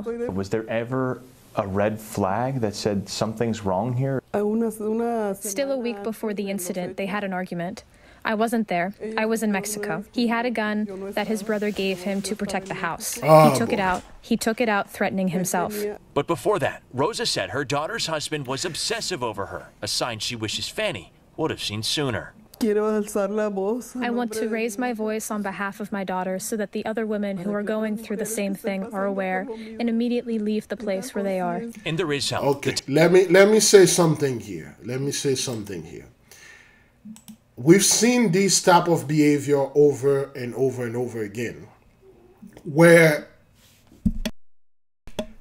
the spouse will threaten, I'm gonna kill you one day. I'm gonna kill myself one day. I'm gonna kill these kids one day. And the women like, you ain't gonna do nothing. Well, do it. Well, what are you waiting for? Do it, you coward. You think this, we keep telling people this, the moment, whether she's or he or he's or she, the moment they said, I'm going to kill you, or I can kill you if I want, or threaten your life, leave. They will. Because it's not them talking, it's a spirit that just entered them. Anytime somebody threatens your life, don't take this as like, he was just putting pressure on me. She was just trying to make me scared. No, they are not. Quietly, leave. And you see this, you see a lot of those dudes out there, they are obsessed, man. You know, they like obsessed with people. Certain women, they're obsessed. They're like, yo, you know, I'm gonna, that day, I'm gonna put myself out and it's gonna be your fault. That's why, beloved, we ask our brethren and sisters, do not get involved with argument. The moment this thing tried to turn into an argument, leave. Go to the park. Go sit in the car. And come back. If that person says, why did you leave? Say, man, I don't want to get into any argument, man. If there's something we need to resolve, let's resolve it. Like calmly, man. Yeah, there's, you know, we've been doing this thing. Again, it's called the loop. This thing happened. This was not the first time they were arguing. You know, they've been doing this and doing it again and again and again and again. It's a loop. Get out of the loop, man. Okay? Crazy. Oof. Or that, Rosa said her daughter's husband was obsessive over her, a sign she wishes Fanny would have seen sooner. I want to raise my voice on behalf of my daughter so that the other women who are going through the same thing are aware and immediately leave the place where they are. And there is help. The Texas Attorney General offers a crime victims compensation fund, one that can help domestic violence victims before it's too late. Not only if there's a death, but if they need to get relocated, what have you. Rosa is eligible for up to $6,500 to help cover her daughter's funeral, a task Rosa never thought she'd be dealing with, as her daughter was just getting her life started. If you could talk to your daughter one last time, what would you say to her? I would tell her that I love her with all my heart. I would say that I love her with all my heart. She was my baby. She was my life. Now, what makes this even more difficult for Rosa is that she was in Mexico when all of this happened. Police turning those 3 children over to Roberto's family. Rosa now starting the lengthy process to try to get her grandkids back into her home and back into her life. She shared this story tonight to share that there are people out there, there are resources out there for anybody that is dealing with domestic violence to hopefully curb it before it gets anywhere near this point. There are a lot of resources. If we went through those and we found a variety of terrific resources, Devin, we shared them on our Click to Houston website. Well, again, beloved, let me see if I can stop it right here. Usually they got some pretty good stuff. Heartbreaking indeed. Gage, thank you. There you go. Now, beloved, as we can see it, it's all related to Christmas. It's all related to husband taking their wives out. That's another one right here. High woman killed by husband days after being granted a restraining order. Houston Methodist nurse accused of stealing drugs inducing fentanyl. A victim Phoenix family murdered and shed lights on chilling murders. Let's watch this again, okay? All of this, brethren, come on, man. How is this a coincidence? Let's watch this. Members believe they know the motive behind the horrific killing of the Fitz family and another man all allegedly at the hands of the husband yesterday in North Phoenix. We're hearing from the aunt of Sage Fitz, who says she was planning to leave her husband, Brian.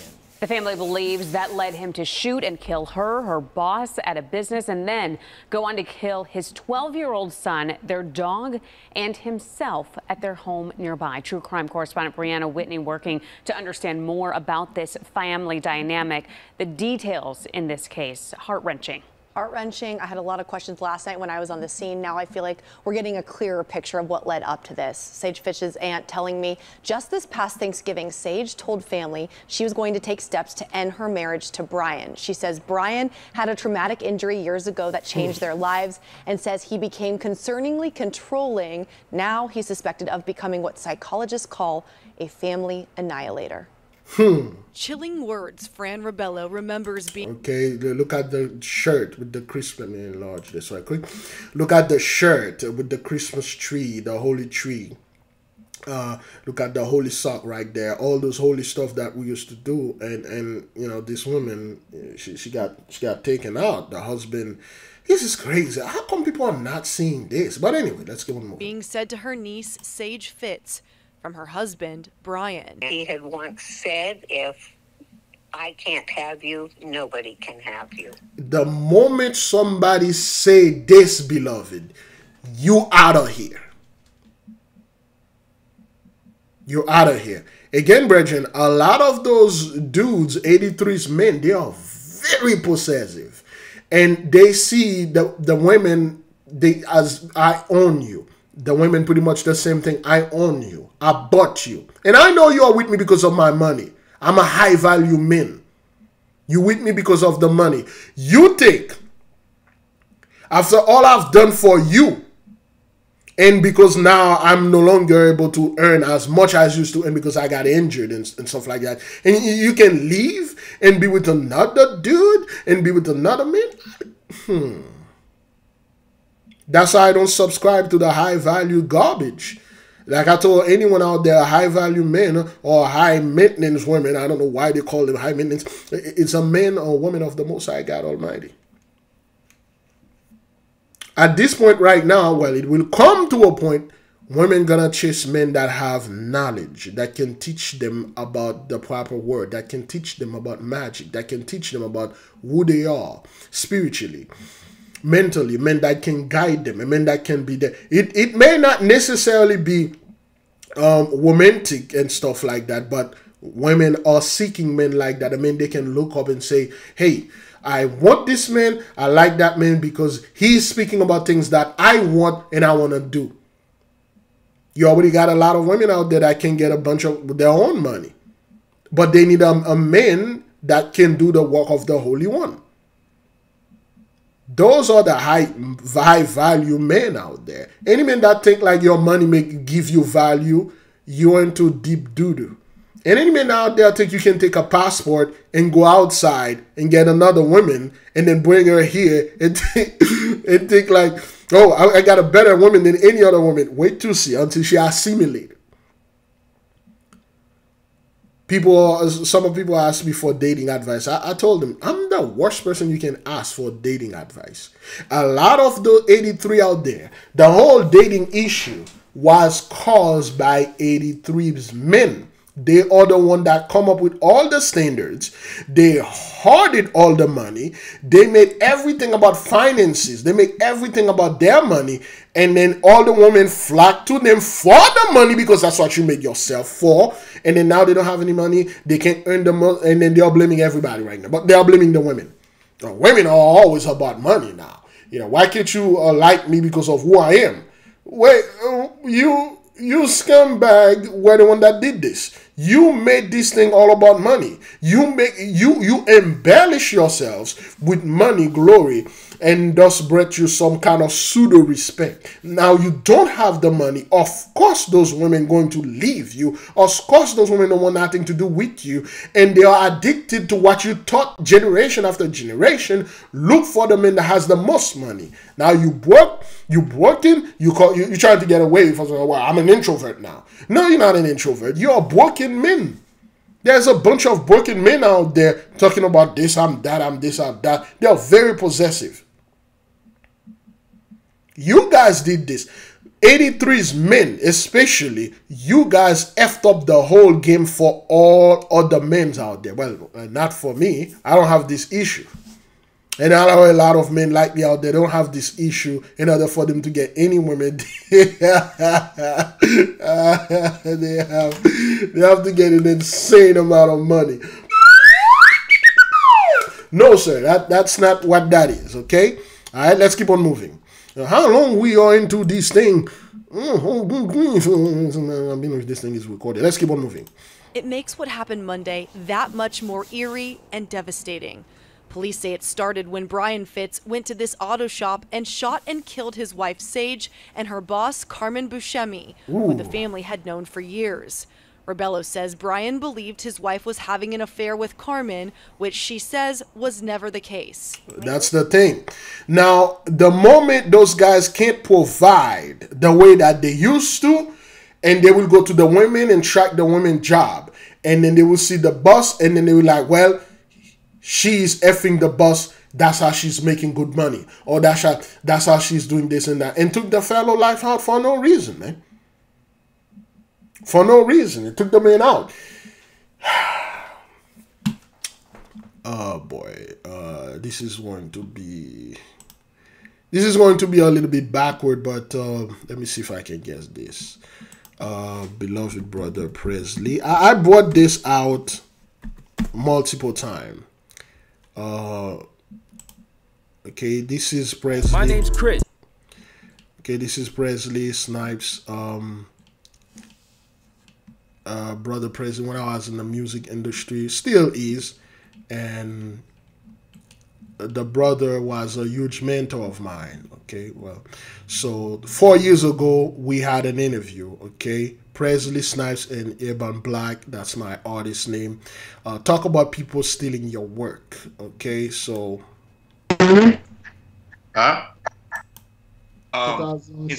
that was 4 years ago, and then this interview. When I built my studio, I released an album, and I signed up an artist. You know, her name was, she's there. Let's see. Is it there? Oh, no. Let's put another one.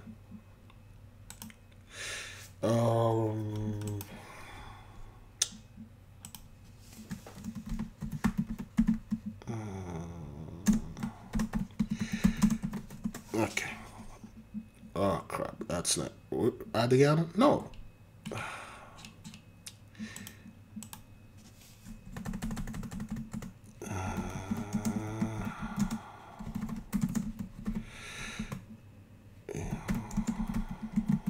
Oops. No. Oh boy. Right, it really buried. Let's look for Urban Beats. There we go. There we go. That's okay. This is the artist. Oh, I didn't write the name correctly. I signed her up, and this song, "Love Me," which I wrote and make the beats and all that stuff. The song went viral. And her Facebook, she got popular. That was 5 years ago, and the song was released like 6 years even before that.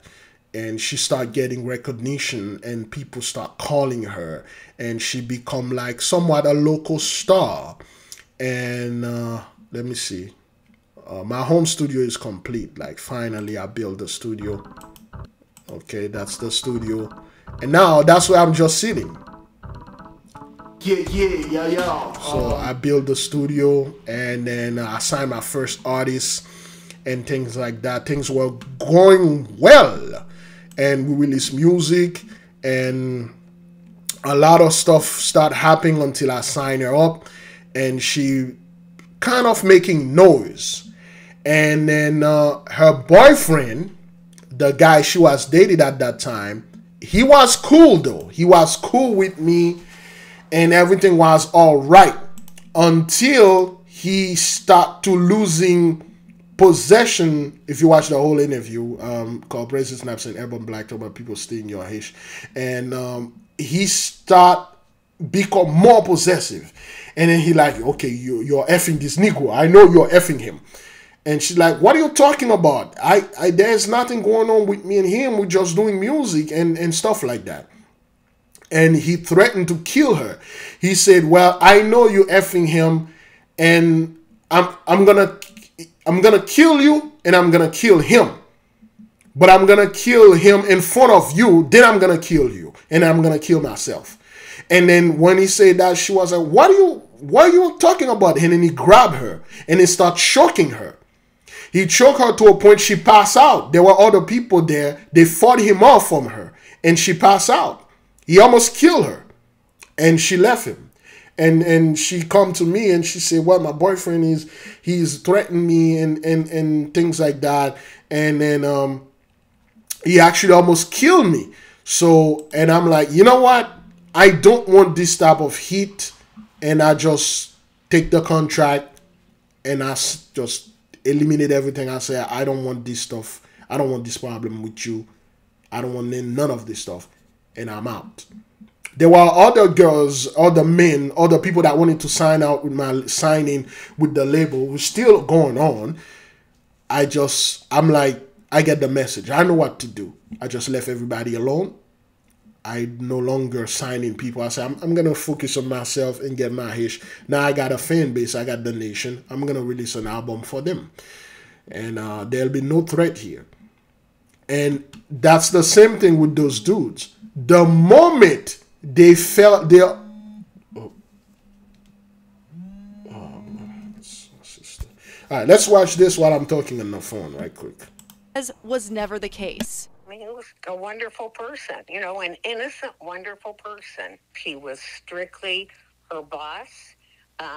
Brian was very narcissistic, very controlling, and very mean to Sage. And after 20 some odd years, she had had enough of it, was getting enough strength to say that she didn't want to be with him anymore.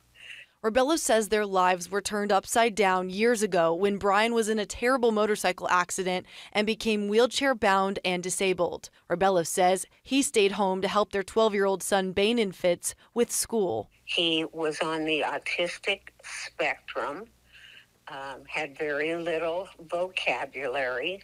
Bainin also, you know, a little boy with his struggles and that. He's just a sweet kid, and it's hard. It's hard. Bainin losing his life Monday, too.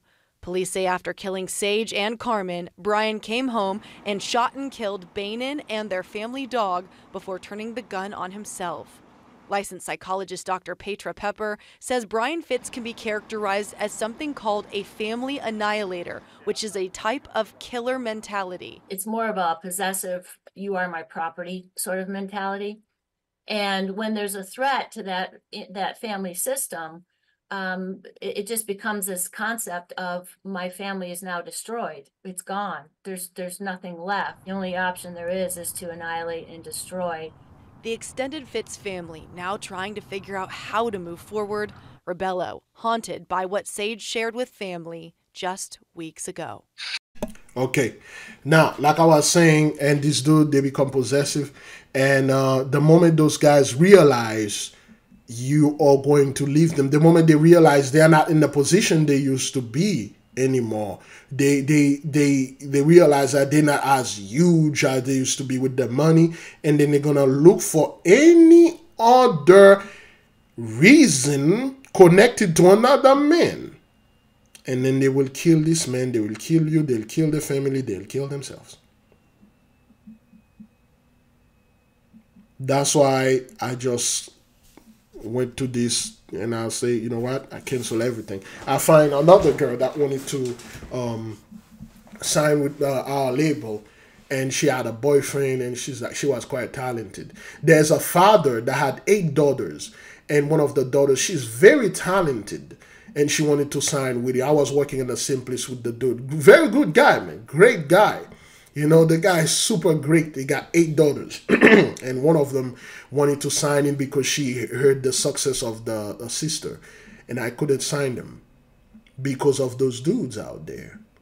And during the interview with Presley, and we had talk about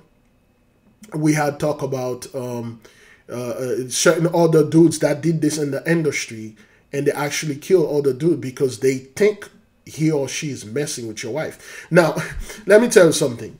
You, as a man, you have a girlfriend, all right? And this girlfriend get a music contract, and she made a song. The song went platinum. She become an instant millionaire. And you again, this dude wasn't working. He wasn't doing anything. He was just controlling. He can't work because he got so many things in his background. Now, your girlfriend, okay, become a multimillionaire, and you're not working, you're not doing anything. What you will do? You will threaten her? You will threaten to kill her? Even though you know for a fact that she's messing around with her boss or people in the industry. You will tell her, well, you know, stop doing this because I won't provide for you anymore, or I won't be your boyfriend anymore, and you will never find anybody like me. Just like the brother was saying in the interview, you'll be very quiet. You shut your mouth. You'll tell her, go out there, handle business, and bring this money home. But those dudes don't see it like that, man.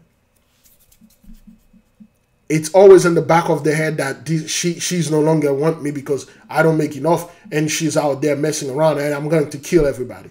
Because now the curse is flipped. Now you are in our position, and we are in your position now.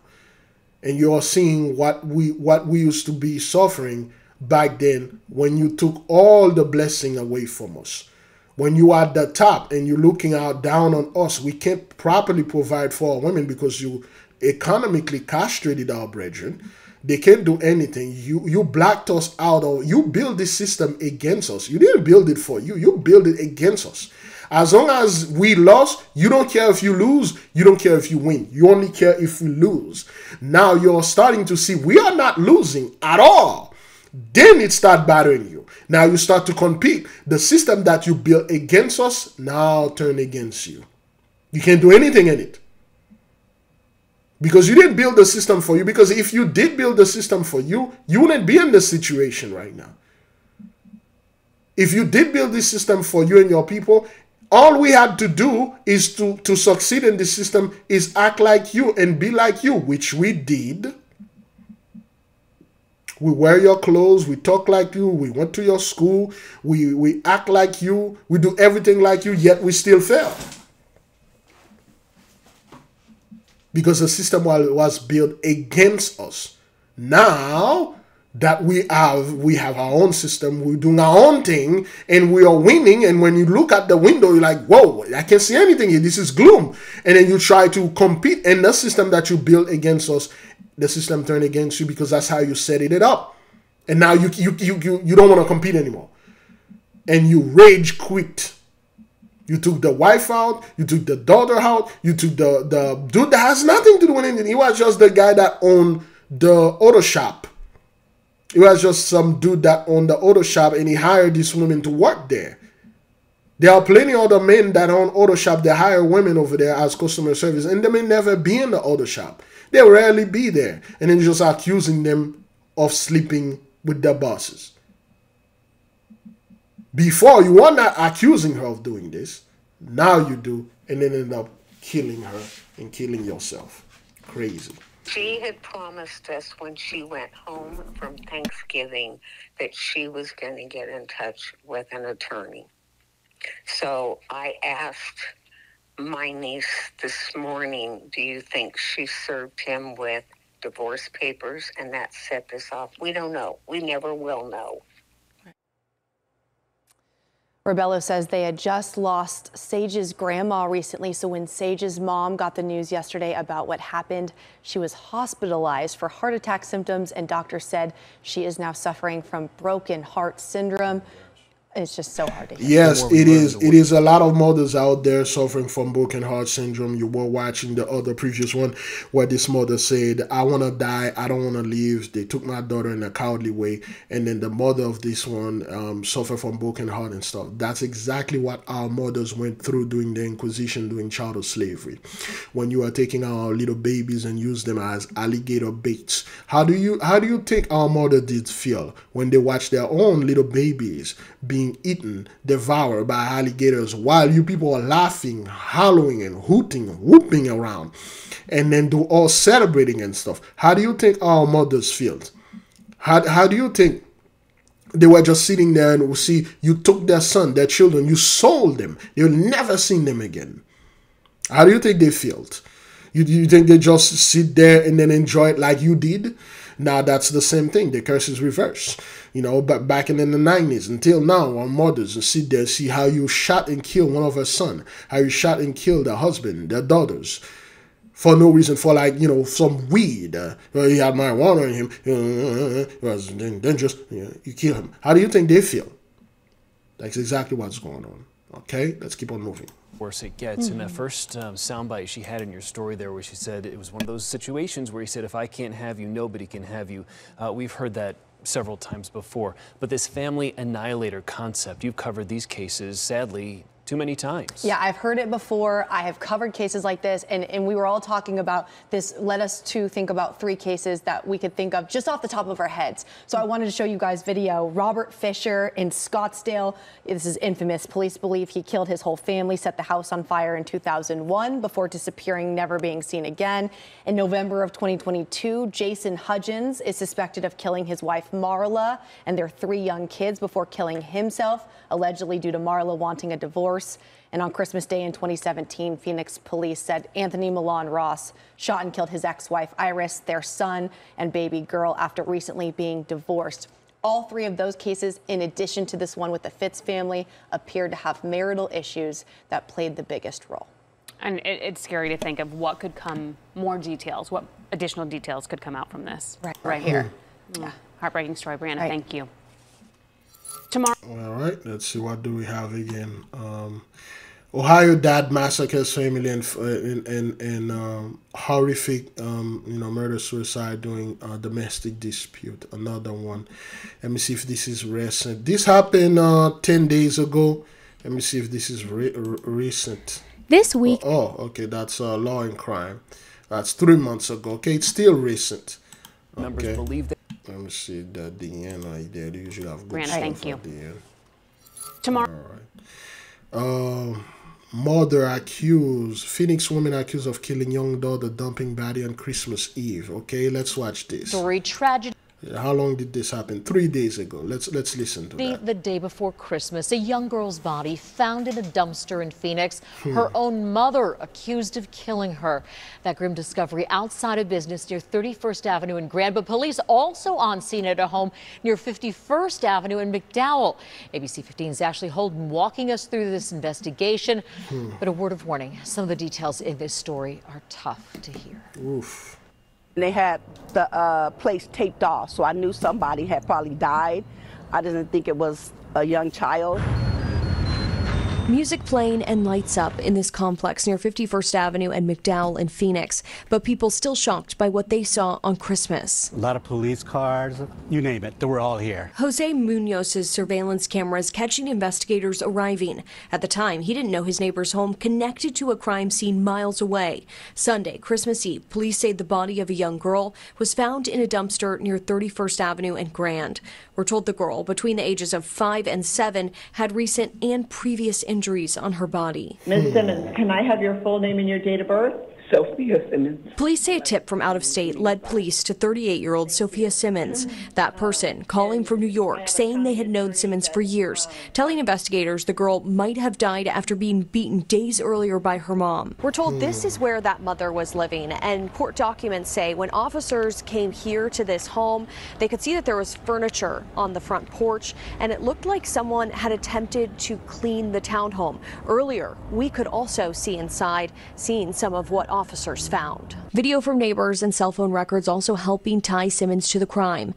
Police say the 38-year-old took off to California before heading back to Arizona, where she was captured in the Tonopah area. And I've never seen that child come outside. Neighbors telling us they only saw the little girl through the window of the townhome, but one who didn't want to share her face or name still emotional. To me, it's just, sorry, it's really, it's really bad. And, you know, I just can't understand how a mother could do something like that to their child. They can. They can. And a lot of those people walking around out there acting they are all good Christian, all good people, they abuse their children. They don't want them to step 1 foot out there. And they'll beat them every day. They abuse this. This thing currently going on right now. It's currently going on right now. A lot of good Christian out there, they believe in this garbage like, well, the world's going to end, and you know, you're going to stay inside. And they beat their children every day. Like, I'm not talking about like beating with belt. I'm talking about beating with blunt object, baseball bat, with the full might. You know what kind of strength it will take to beat a child until you kill that child? Those people do these things. Simmons is a flight risk. In her first court appearance Tuesday, Simmons at times covering her face, appearing to cry. I would note for the court that Ms. Simmons has at least one conviction for malicious punishment of a child out of the state of Minnesota. One of Simmons' brothers telling me over the phone he's just trying to process what happened. In Phoenix, Ashley Holden, ABC 15, Arizona. Yeah, they'll beat you. They'll beat that kid and beat it until they kill it. You know, some people are like that, man. You know? All right, so let me see. Both family of pregnant Texas teen and boyfriend found dead speak out. We're gonna go into this, but oh boy, let me see. There are so many stuff. Tragic to search for missing mother as she and her boyfriend are found. Let's watch this one. Our top story at 10, 2 families heartbroken and searching for answers. Tonight, we're hearing from the families of a young couple found dead yesterday. Savannah Soto and Matthew Guerra were found shot in the head inside their car at an apartment complex in the Med Center. Police say they may have been there for up to 4 days. Savannah was a week past due and was set to be induced to give birth to her baby boy Saturday night. KENS 5 reporter Megan Reyna has been following this story since Savannah was first reported missing. And Megan, it is still unclear what led up to the murders. Isis, that's right. Both families just want to know what led up to these murders. Here at SAPD, investigators did confirm today this is a capital murder case. I spoke with both families tonight and I asked them what they think may have led up to those deaths. I hope they pay for whatever they did to my daughter. Gloria Cordova had a bad feeling all along. Something terrible had happened to her pregnant daughter. They called something that a mom never wants to hear. I didn't want to hear. I didn't want to accept it. And again, like you are seeing, beloved, a lot of the mothers are heartbroken out there, man. And their children are being murdered for no reason, any reason. They don't know what's going on. Now you got this, I believe she was 16. Well, I would say, well, she was 18 because I don't want people coming after me. Let's say she was 18 and she got pregnant. Her and her boyfriend were in a car and they were supposed to come a week before and they went missing. And then they were shot to death. Was it suicide or was it something else? Cordova and her son, Jordan Corona, were there right as police found Savannah.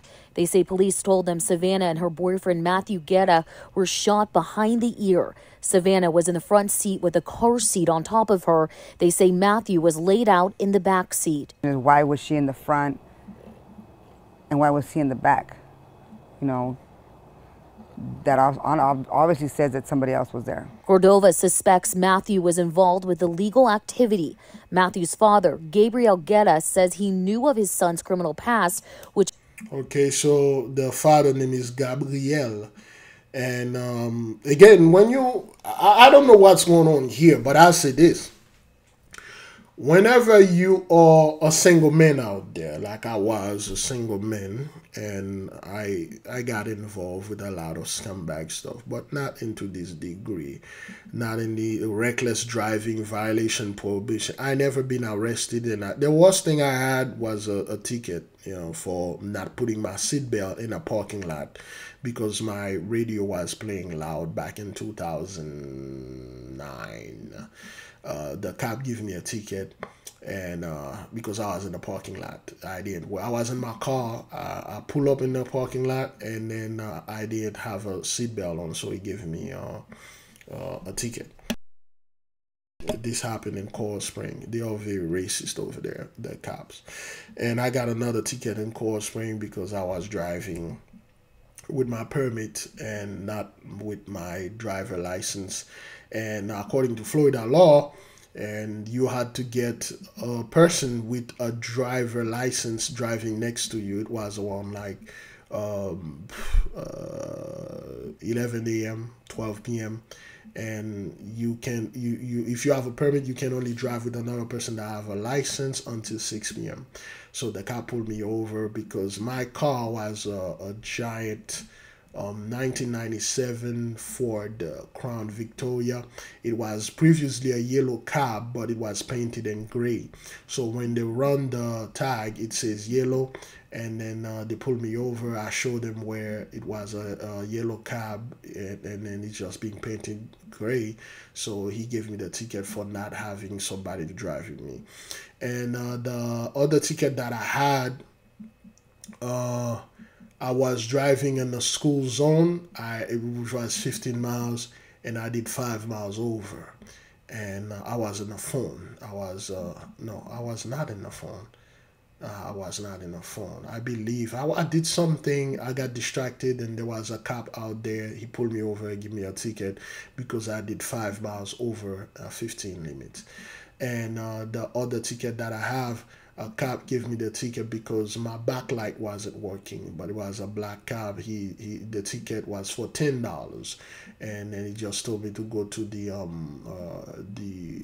office and then give $10, and then they'll void it or whatever. Which is I did this. Besides that, a cop gave me a ticket because I was coming from North Dakota when I was working in the oil field.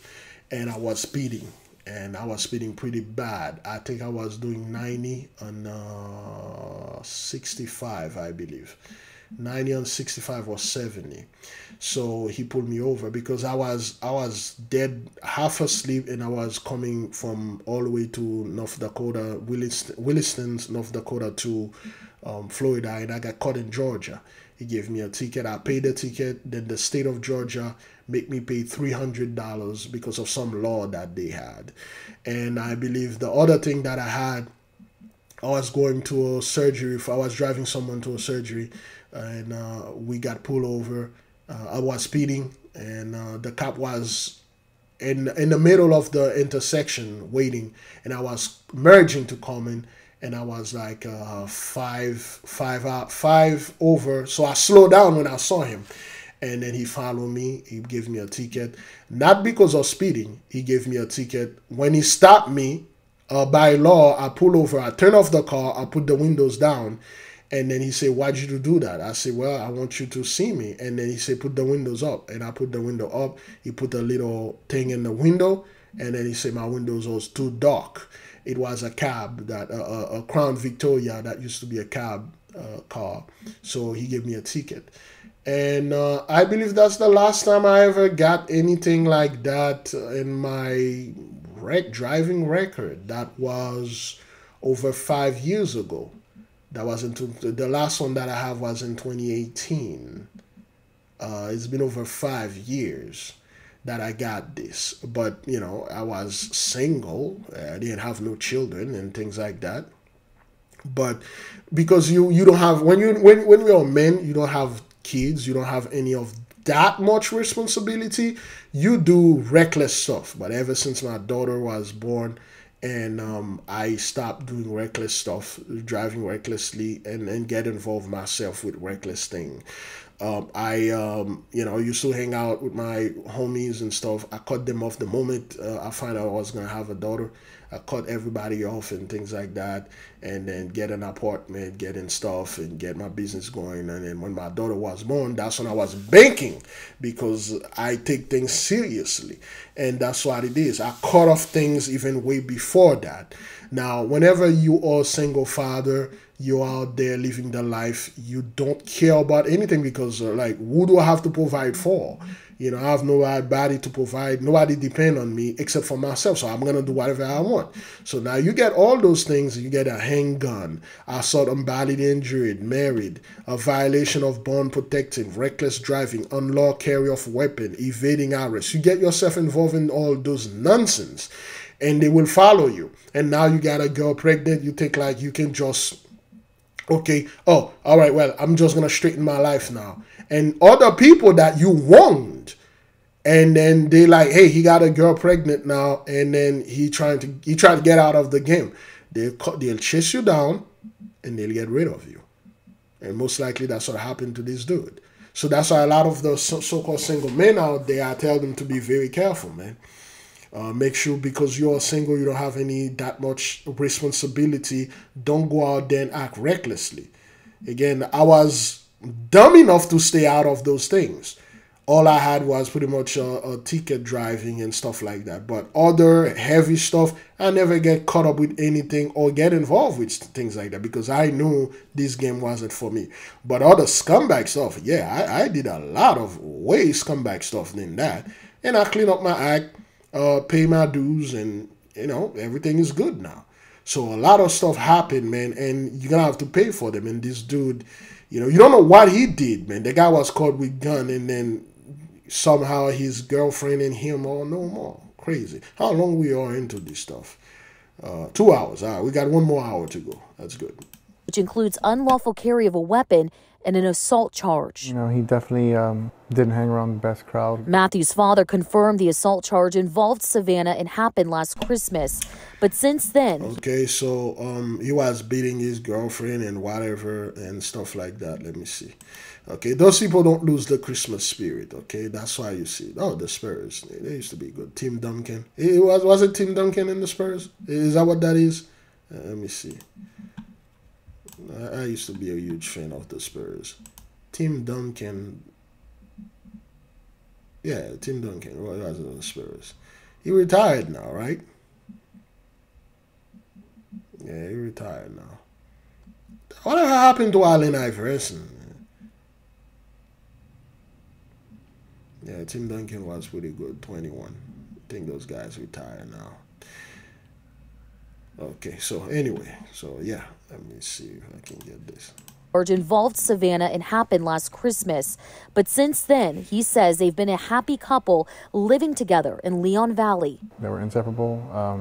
Was it the perfect relationship? No, but she definitely was not a prisoner there. Her and Matthew were both overjoyed and couldn't wait for the Fabian's arrival. Meanwhile, Savannah's family is just hoping police can make an arrest soon. Savannah's not here no more. That was my rock. Crazy, man. And both families just pleading with the public tonight, if you know anything, to come forward, to call SAPD. There will be a vigil tomorrow night or tomorrow afternoon starting at 4 for Savannah Soto and her unborn baby boy, Fabian. That will be at Kinwood Park. Reporting live from Public Safety Headquarters, Megan Reyna, KINS 5. Okay, so these things is all over. Let me see this one. Woman sentenced to 15 years for taking part in murder robbery of a 19-year-old. So much. Now you 19, and then you get sentenced to 15 years. You're gonna get out when you're like 34, and you know, for nonsense and robbing a 19-year-old for like how much money a 19-year-old get. Anyway, let's keep on moving. All right. And over in West Houston, a man is in custody and another man is in the hospital after an apartment fire there. This happened just after 11 last night at an apartment complex over on Hillcroft Street. Houston Fire Department, they got there to find both the top and bottom floors of one of the apartments on fire and a disabled man trapped inside. Firefighters found that man and they were able to rescue him. An investigation is now underway to figure out the cause of that fire. Arson was called to investigate the fire because it was possible altercation between the families or friends or somebody. I don't know the exact story on that, but they are investigating at this time. All right, well, meanwhile, the man who was found was taken to the hospital for burns and smoke inhalation. No one else was injured, including firefighters. Okay, so as you can see, as you will see, there are a lot of fires during this time of, let me see, one more, December 26th, December 24th and 25th, all those stuff. Let's take a little commercial break. For those of you that wish to study with us, please head on to our Patreon, Big Levi, okay, Patreon.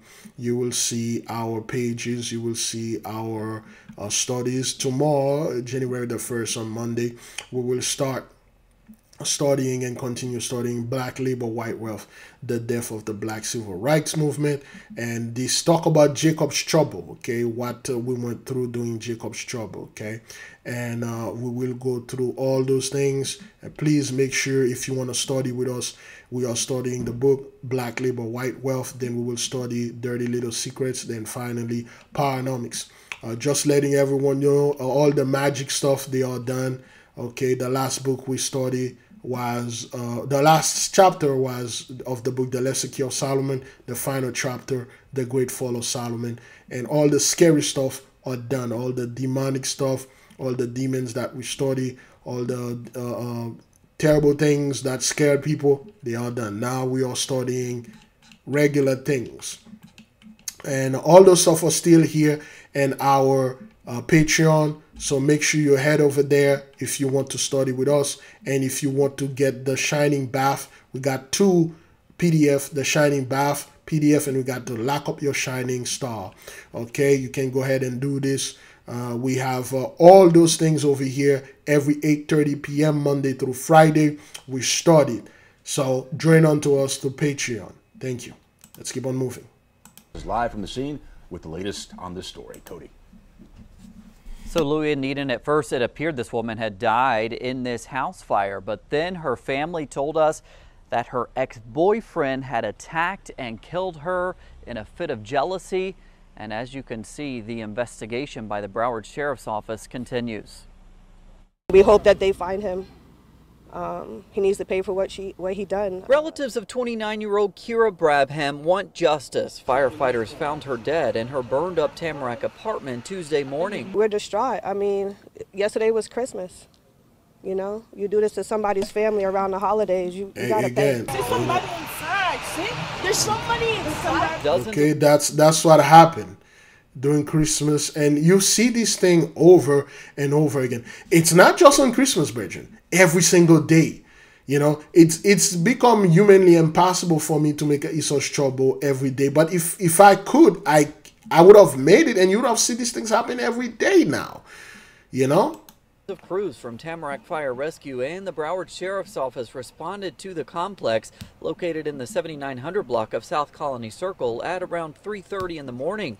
A haze left in the air as smoke billowed from the apartment. We seen a lady getting dragged out in like a stretcher. They were like kind of like pumping her chest. Brabham had gone out with a group of friends Monday evening. Her family believes her ex-boyfriend then attacked her in a fit of jealousy after she came back home. She broke up with this guy about 3 or 4 weeks ago, and listen, if you had a problem with her and you had to hit her, you didn't even have to hit her, but if you did, why kill her? The Broward Sheriff's Office evacuating the building. That's the thing, beloved. We told you about those things before. Those dudes out there, especially when your women, need to pay very good attention to that.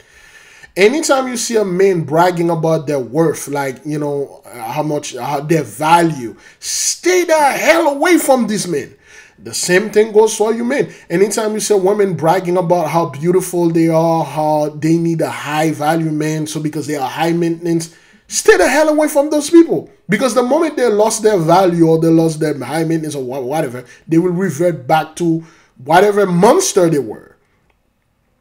To go to as far as killing someone and burn down the apartment with that person in there, like, yo. And I always tell, again, I was raising in a different culture. I was raising in a culture that told us about cheating ever since we were born. Say, no matter what you do, whether you have a wife or a husband, it's a boxing match. You will get punched, you will punch people.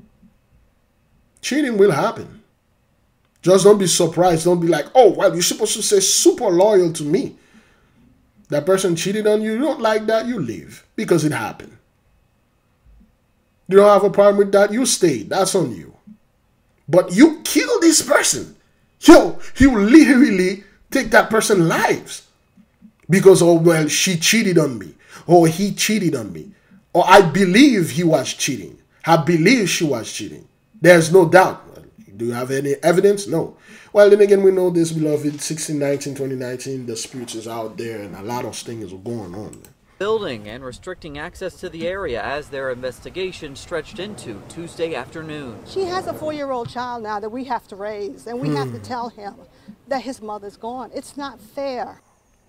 Yes, your mother done because some dudes. I just spoke to a member and the women out there, those dudes, you need to watch them. What kind of dudes? If you see this dude on live with his online all the time, you see this guy online all the time talking about how much money he's getting or how people hate on him and stuff like that. That's not cute. Yeah, I got touched down today, man. You know, niggas try to keep me down and stuff like that. Stay away from those people, man. Any of you men, if you're a man out there, you dating a woman or you try to date a woman, she is always on her phone. That woman is not yours. This is not a woman's on you. Whether she's talking on the phone or always looking at her phone, this is not a woman for you. Those are the drama queen, man. They're looking for something that is not even happening in their life. They will make it a drama in their life. Women have to be very careful out there. The type of dudes, like you can literally feel this person, the way that person talk, behave. You don't just look on this person based on appearance and then you just spread ego for this man and then come to find out like, wait a minute, he's a scumbag. He doesn't have a job. He don't want to work anyway. He don't want to do anything and stuff. Or he had a job, but he's very insecure. There's a lot of insecurity. So-called social media is the base, the breeding ground of insecurity. A lot of people that you see out there, they are very insecure. Let me tell a little story, then we'll move on to the next video. Have you ever seen those social media influencers, so to speak? Those guys, they have videos when they are talking, and in their videos, they never talk straight. What I mean by that, they can't never hold a conversation. See, like when I'm talking right now, all our Isos troubles are unedited, uncut. When we go live, they can never go live though. They never go live. They can't go live. And when you're watching their video, it's heavily edited. Those people, those are signs of extreme to the core insecurity. Ah man, when you see someone, when you're watching a video of someone, the video is always edited. You watching, this is Big Levi. I'm live today, and I went to the Walmart, and then my car broke down, and then that's how they talk. The video is cutting, heavily edited. Those people have serious insecurity. The people that are quite secure, that are very well comfortable, you will never see their video edited like that. When they go live, you will hear them talking nice, slow, perfect. They can sit there and have hours of conversation about something with you. The people that are very insecure, when they are editing their video, I don't like the way I look. I don't like the way I say this. I don't like the way I made a mistake here. I made a mistake there. Man, I got to take this out. It's something that I've been looking into. And there's a fellow, he's a well-known social media guys online, whatever. And he never went live. And I believe he went live in one of his friends, by mistake, they were somewhere eating in a restaurant somewhere, and then that guy turned on the live, and he said, oh, to his friend, you won't believe what I'm here with, and then I'm here with this guy, say something to the fan out there. He couldn't even talk. Yeah, I mean, come in, man, turn it off, man, and turn it off. I don't want to talk right now. And then he smiled, like, I don't know what to say, man. Hey, good thing out there. He couldn't talk because they have very low self-esteem. They have zero confidence, and everything they have to do is fake it until they make it. Stay away from those people, man. Young women out there, young men out there, man. Especially dating should have been the easiest thing for young people out there because everything is out there. If you want to date somebody, you get that person contact and you go to their social media and then you watch what they are saying, what they are doing. Then you can analyze and get a feel of this person. But people don't do this. They date because that guy say, well, I'm the best nigga in town. You know, people hate it on me. Anytime, men and women, you hear somebody talking about how people hate it on them, stay the hell away from this person. Anytime you hear someone say, this is go for my haters, I'm doing this for my haters, stay away from that person because they all about drama. They don't care about people that love them. Can you imagine, beloved? Right here, every single time I go online, it's for my haters. And I always focus on my haters. Well, I'm doing this is trouble for the haters out there. You know, I'm going live. I'm doing this thing for the haters. No, man, I'm doing this for the people that love me. I'm doing this for the people that supported me. I'm doing this for my family. I'm doing this for the family. I'm doing this for the nation. I'm doing this for the most. I'm doing this because this is my job. I'm doing this because of the love. I'm not doing this for nobody that freaking hate my God. And if Big Levi find out that you hate his God, he's going to come after you. I'm going to put you on the list of my enemy when the mighty one give me that power. I'm going to come after you, man. I ain't got time for my haters and stuff. Anytime you see people talking like this, they have extremely low self-esteem, zero confidence. Insecurity is borderline for them. Any little thing you say or even think about those people, they lash out. And that's exactly what you see happening around. A lot of dudes, they are very insecure, okay? And they gather a lot of false narrative concerning their finances. A lot of those guys call themselves finance bros. The finance bros out there always talking about how much money they are making and so. Anytime you hear men or women keep talking about how much money they are making, how good they are having it, those people are very insecure.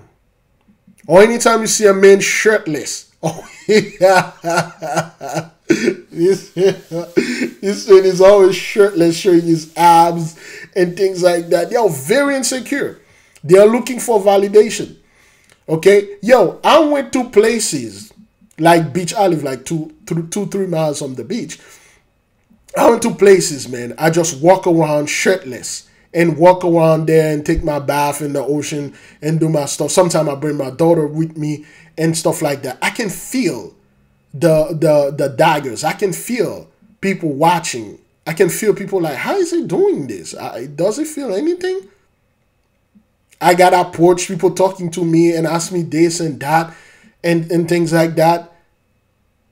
See, women, men, especially women, no matter who this woman is, she will always attracted to confidence, a good personality, intellectual. Okay? No matter who this woman is, she will be attracted to this. But men out there that are putting their money ahead or their status ahead and stuff, they are very insecure. And the moment those guys lose whatever that make their security, so to speak, shine or pop up, oh, they're going to come after you, man. The moment they lose, they're going to come after you. And that's exactly what happened here, man. You know, if I can have you, no one can. Tamarack Fire Rescue, they're telling me a total of 5 apartments here have been condemned as a result of this fire. You heard her family there saying she had a son who was 4 years old. They tell me he was not inside the apartment at the time of this incident, and that so far he does not know that this has happened. The Broward Sheriff's Office for now only telling us that homicide detectives are working on this. No word quite yet whether they have a suspect or have made an arrest. That's the latest here in Tamarack. I'm Cody Weddle, Local 10 News. All right. Yeah, a lot of apartment fire, a lot of people are dying, a lot of people are taking on Christmas. Okay, let me see this dude here. Case reopened 8 years after Georgia teen found dead inside gym mat. Mom of 2 shot and killed by a 14-year-old. 19-year-old suspect arrested after chasing and injured 3. All right, let's keep moving to the next video. Well, first and foremost, the family that lives here now, which does include small children, Okay, let's watch this from the beginning. Sadly, a young family of 4 in 3rd Ward lost their home in a fire here Christmas morning, and it turns out that home was also where Beyonce grew up. Fox 26's Shelby Rowe. Well, they have to drag Beyonce into this thing. But anyway, so again, like you've been seeing, that's fiery conflagration of the cities. And beloved, when we say fiery conflagration of the cities, those wildfires, they're still happening. Let me see. Wildfires in California. Let me see. That was a month ago. Okay. Okay, so a wildfire raged through Southern California, spreading over 500 acres. That on October the 30th. Okay, gusty winds and fuel. Those fires are still going on, Bridget. Okay. I just didn't have the time and we didn't cover them, but they're still going on. All right. So let's keep on moving. Those reports from Rosedale Street.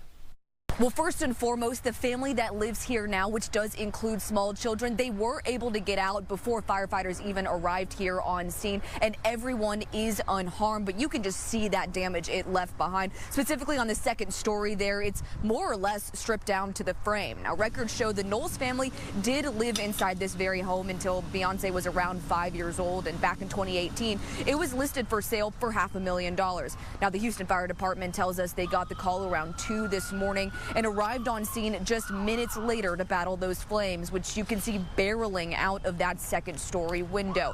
And there isn't more damage, the district chief tells us, because of the quick work of these firefighters to put it out.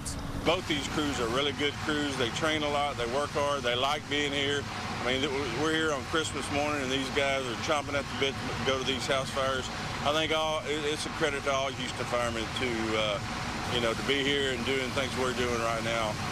This time of day. And as for what's next, the arson team will now come in and do their investigation into the cause of the fire, which is currently unknown. But I will say that is just customary, and it doesn't necessarily mean that they are speculating that this is an arson case.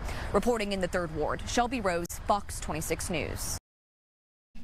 As you can see, beloved, a lot of fires, a lot of apartment fires, a lot of people burning in fires, they're leaving people in fires, Beyonce house caught on fire, childhood home or whatever that is, fires, and this thing, it's always something, okay? It's always something over there, okay? All right? Fiery conflagration of the cities. Let's keep on moving. Living in them lost almost everything in just hours. Well, one woman is dead and another person hurt after a fire at an apartment complex in Tarrant County. Nearly 24 people are displaced. Fox 4's Ticia Wazinga joins us live in Fort Worth with the details on the investigation. Ticia.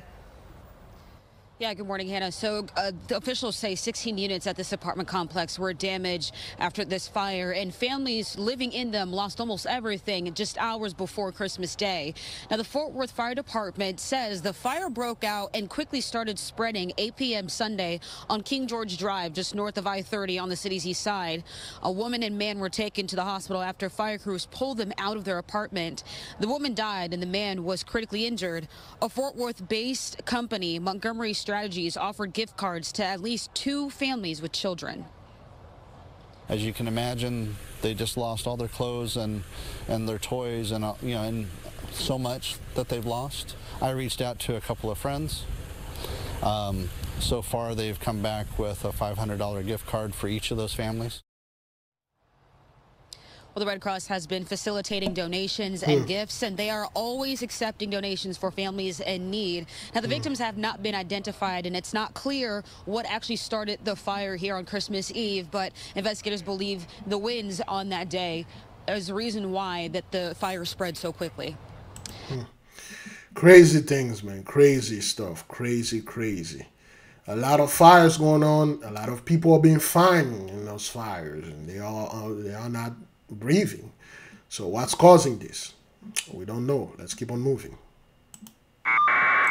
Okay, that's the pregnant teen found dead, you know, in the car, and you know they were shot behind their ear, and he was in the back, she was in the front. Let me see. Catholic Women's College reversed decision to allow transgenders applicants. We lost people's trust. So backpedaling right there. Okay.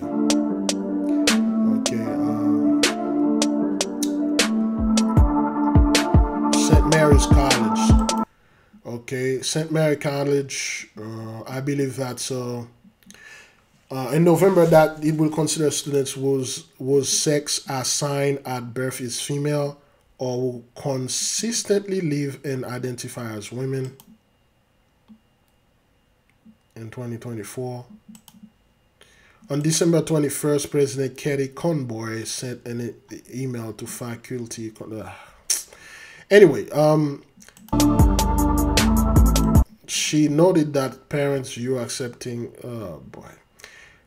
what that is,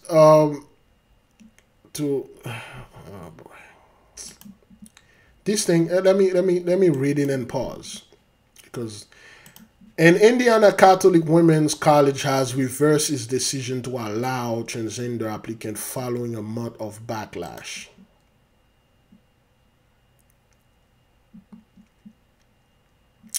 Admitting it lost people's trust and unintentionally create division, even as the university president defended the inclusion policy. St. Mary's College announced in November that it will consider students whose sex assigned at birth is female or whose consistently live and identify as a woman in 2024. Nothing but confusion here. But on December 21st, President Katie Conboy sent an email to faculty confirming that the Board of Trustees decided to abandon the new policies.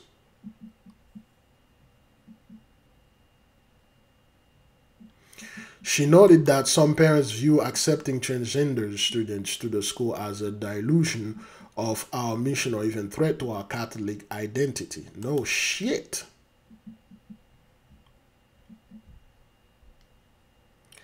But added in the wake of the reversal that the board and administration are firmly committed to ensuring a welcome and safe environment for all. Okay, backpedaling. So what they are saying here, what they are saying here, you got a women, okay, school only, women school only, all right. When I was a child, I went to a Catholic men's school only. When I was in primary school, I went to a Catholic men's only, and I know how those things work over there. Only dudes, and there were only females. That's how it goes. That's how the Catholic, they are the one that came in with this. They don't want the men and the women to get together. They want the men to learn and raise with other men. So when you become a man, all you've been accustomed to is learning and be around other men. The same thing goes for the women. And when in fact, our culture, men and women learn together. Children, the little boys and the little girls, they learn together, okay? So what those people did now, they have this women college, okay? And then they pay those women, that woman over there, a hefty amount of money to accept transformers. Now, what is a transformer in that case? Some dude that say, hey, you know what? I don't feel comfortable being a man because it's too hard out there being a man. If I'm being a woman, I can get away with a lot of stuff. I can go to those girls' school and then we can have quote-unquote car girls relationship. Although I'm a dude, but I can have car girl relationship with them.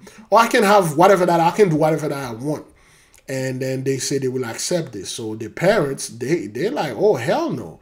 We ain't going to bring this thing into our children. We support this thing unless it's going into the community of the Israelites, unless you're forcing this thing onto black people.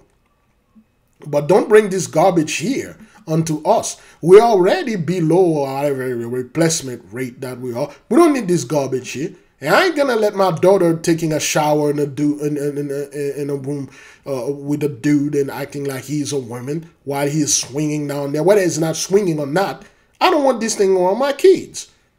And they threaten to pull out their money, and those people have to come out there and say, well, there was a division and stuff, the backpedaling and stuff. Okay, it's something that they push heavily onto our people. Well, birth is a social construct of gender is a social construct. Oh, really? So you were born a woman and you believe that you are a man, you want to live as a man, and then you go out there, you go fighting men, and you got a man that run this sword up down your throat and kill you.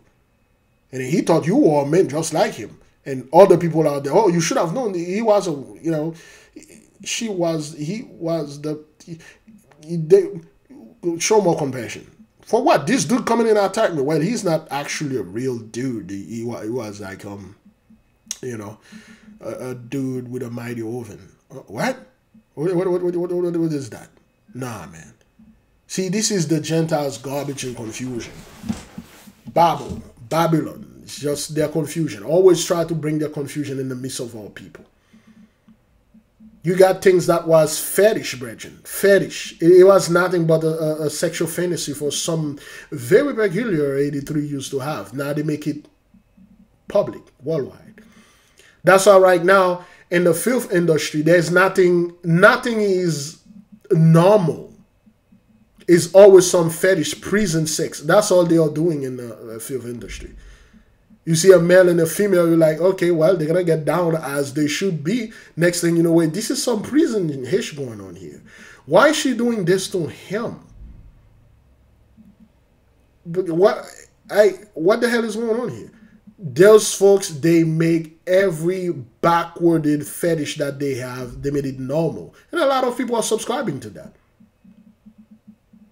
Well, you can't say this. Some people like those stuff. Yeah. Some people like those stuff, but I don't want this garbage for my child, man. I don't want this for my kids. I don't want them for the children, point blank, period. You know, so now the Catholic Church, or they have nothing to talk about. They have nothing to say. So they are making stuff out there. I'm Roxanne Vargas, Jamie Garola in Fort Lauderdale with the exclusive video tonight. It happened here just off of busy Las Olas Boulevard and San Marco Drive. A witness recorded the scary moments. Somebody call the cops. Call 911. This is cell phone video of a couple being robbed in the middle of the day in Fort Lauderdale earlier this month. Somebody call 911. Somebody call 911. In the video, two men are wrestling on the ground with the victim in the pink shirt. The man wearing a black sweater is hitting the victim with a Glock. The victim's wife yelling, pleading for them to stop, even trying to hit them to fend them off. What's going on? They just robbed him. They robbed him? Yeah. Then the suspects drag the victim by the arm, stealing his 1950s gold Rolex valued at $45,000. The robbers run off, jumping into a car, waiting for them at a stop sign. According to a Fort Lauderdale police arrest form, the couple robbed was visiting from Canada. They were taking a leisurely walk around the boulevard, heading back to their hotel when they were randomly approached and held up at gunpoint. Somebody call 911. If you think you recognize the vehicle in that video or even the suspects, go ahead and call Crime Stoppers at 954-493-TIPS. Rolex for 45,000. That's 45 G's right there, man. Fort Lauderdale right here. They get this stuff and they just rob the dudes. Las Olas. This is a very let me see if I can get this for the people, show you this neighborhood where this thing happened. It's not your typical neighborhood, okay? Las Olas. I think Las Olas mean, oops. Las Olas mean the wave. Is that what that is? Is that what that is? No, let's stay the neighborhood over there in Fort Lauderdale. Okay. There you go. See, this is Las Olas right there. Excuse me. Okay. That's downtown Fort Lauderdale. Let's drop somebody there. There you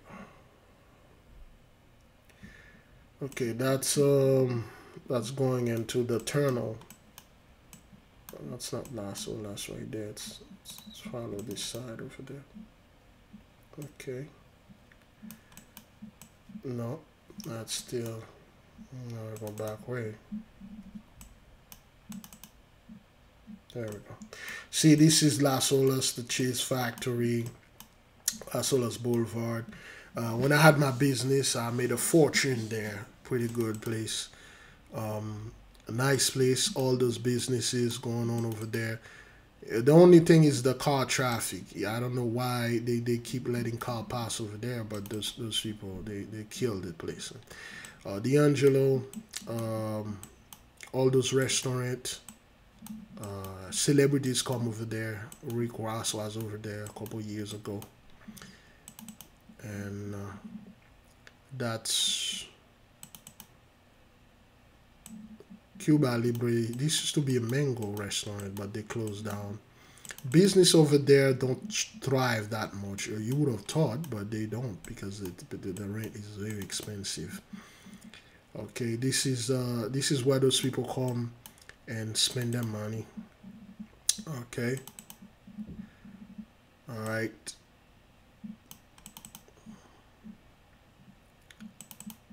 This is Las Olas. It's kind of like a little Beverly Hills of Florida. Louis Bassi, Italian restaurant, you know, it's pretty good. Pizzeria, you know, things like that. And of course, they used to have charcoal or whatever. They closed that down. They have another one now. Okay, those people, they were robbed somewhere around down the road right here. Not there, a little bit further down, or way further down. That's Saracino Salon, and you got the vibe of the neighborhood, you know. And you got those people that were mugging by. The guy was speaking Spanish, so. And I don't know if they were migrants or immigrants. Rocco's Taco, nice place, good place, good place. Rocco's Taco is pretty good. And Rick Ross was right there, I believe, in that restaurant right here, right here. He was right there. And he was sitting over here like years ago. Nice neighborhood, man. Nice place, a business place. And the people they were robbed in these areas right there.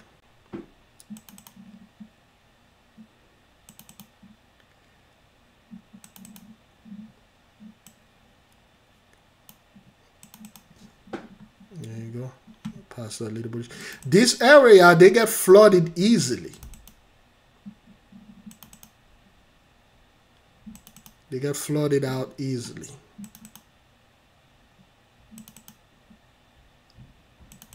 See, that's why you see those buildings. You see how they build them. They build them. This is all pretty very uglyly built, but they build them on columns. The parking is under it, and then they build them high because this area can get flooded, and they got flooded out very, very easily. All right, so they got robbed in this area right there. Okay. See, you see this thing right here? You see this thing, this 100 drive or whatever? Let's look at it right here. Somebody call 911. If you think you recognize the vehicle in that video, okay, or even the suspects, go ahead. Right there. Well, it's, let me see. What's the name of it? Marco Drive? Let's see if we can get Marco Drive. Marco Drive, Las Olas.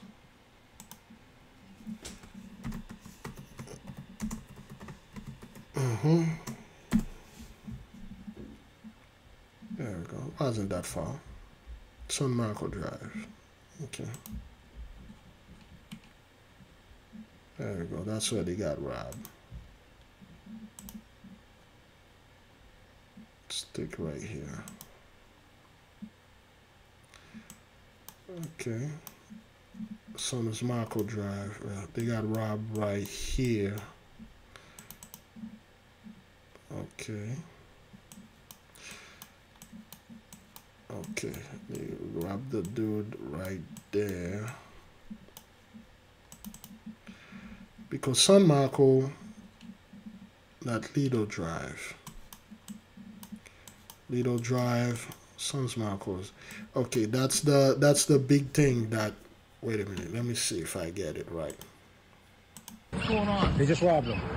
Pleading for them to stop, even trying to hit them to fend them off. Wrestling on the ground with the cell phone video of a couple being robbed in the middle of the day in Fort Lauderdale earlier this month. Somebody call 911.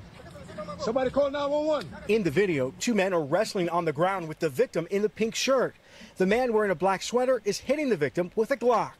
The victim's wife yelling, pleading for them to stop, even trying to hit them to fend them off. What's going on? They just robbed them. They robbed them? Yeah. Then the suspects dragged the victim by the arm, stealing his 1950s gold Rolex valued at $45,000. The robbers run off, jumping into a car waiting for them at a stop sign. According to a Fort Lauderdale police arrest form, the couple robbed was visiting from Canada. They were taking a leisurely walk around the boulevard, heading back to their hotel when they were randomly approached and held up at gunpoint. Okay, so that's where it happened. That's the area. And I believe San Marco Drive. Okay, look at the home that they have over there. Okay, the $1 million homes. Okay, let's go to Marco Drive right there. Okay, San Marco Drive right here. Okay, this is the house that they have over there. Okay, look at the yacht. Okay, very wealthy, rich neighborhood. Look at this, Las Olas. That's the type of home they have there. Okay, the car was waiting right here, and the dude got robbed a little bit like right there. And they robbed him. And this neighborhood, where celebrities staying at, let's go inside San Marco Drive and see the houses in there. Just to show the people, you know, what's going on down there and what neighborhood it happened. See, nice house, $1 million homes. Let's go. Keep going down. Okay, those are $1 million homes, man.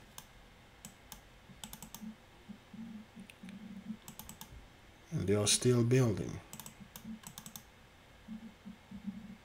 All right. Nice place to have something like that happen in this neighborhood. It's shocking, to say the least, but expected, because the curses are being flipped now. Okay, got this home. Beautiful, beautiful, beautiful, beautiful things. So you got an idea. You know, it didn't happen in the hood, man. $45,000 worth of Rolex. Christmas Eve crash killed a man on a scooter in Lamarck, and now the driver of the SUV faces criminal charges. The crash happened around 6:30 Sunday evening on FM 1765 near Lamarck High School. 34-year-old Christopher Rollins was taken to a local hospital where he unfortunately died. 69-year-old Bertha Anderson, the driver of the vehicle, is accused of driving drunk and is being held without bond. All those things on Christmas, man. To a story that we brought you yesterday. The Miami-Dade County Homicide Unit is investigating after a body was seen floating in a waterway in a North Miami-Dade neighborhood. We saw police on the scene searching the water along Northeast 3rd Court near the 79th Street Bridge. Right now, a death investigation is underway. Detectives not releasing any other details. As we said before, they keep finding people in the waters. And people are sitting there and saying, well, the blessing is going on. And this is Jacob Shovel. This is Jacob Shovel. Yo, you just watch an 83 rich white man with a $45,000 worth of Rolex watch robbed in his own neighborhood where people that look like him, things like that never happened here. It happened there. And you're going to sit there and saying, Jacob's trouble? Yeah, whatever, dude, man. Let's keep on moving, dog. But not in this Phoenix neighborhood, where a Christmas Eve tragedy has brought shock and sadness to Okay, families. all right, we'll watch that fellow kill his wife. And Now at 11, we begin with breaking news. Broward Sheriff's deputies responding following reports of a fatal shooting in Pompano Beach. Good evening to you. I'm Chelsea Jones, in for Elliot and Lauren. Let's get right out to CBS News Miami's Morgan Reiner, who is live at the scene. Morgan, what have you learned about this? Tough thing happening here on Christmas, for sure. Chelsea, Broward Sheriff's Office confirmed that 2 people were shot and taken to a nearby hospital where 1 person was pronounced dead. And Chelsea, you can see that it is still a very active scene about a block away from where we're standing. You can see crime scene tape is up and that there are deputies lining the block.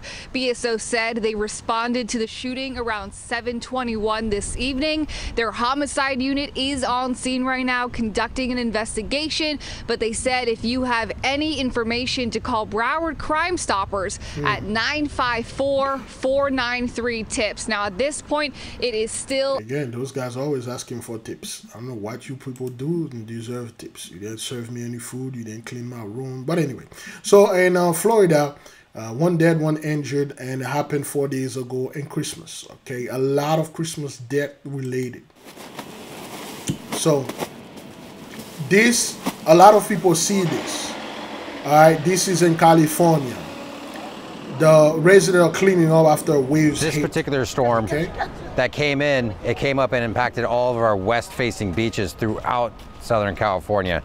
And with ours, the way that the communities are built right on the beach, and you want to, some homeowners and residents want to have a good visual of where they're at, that also puts them sometimes in harm's way.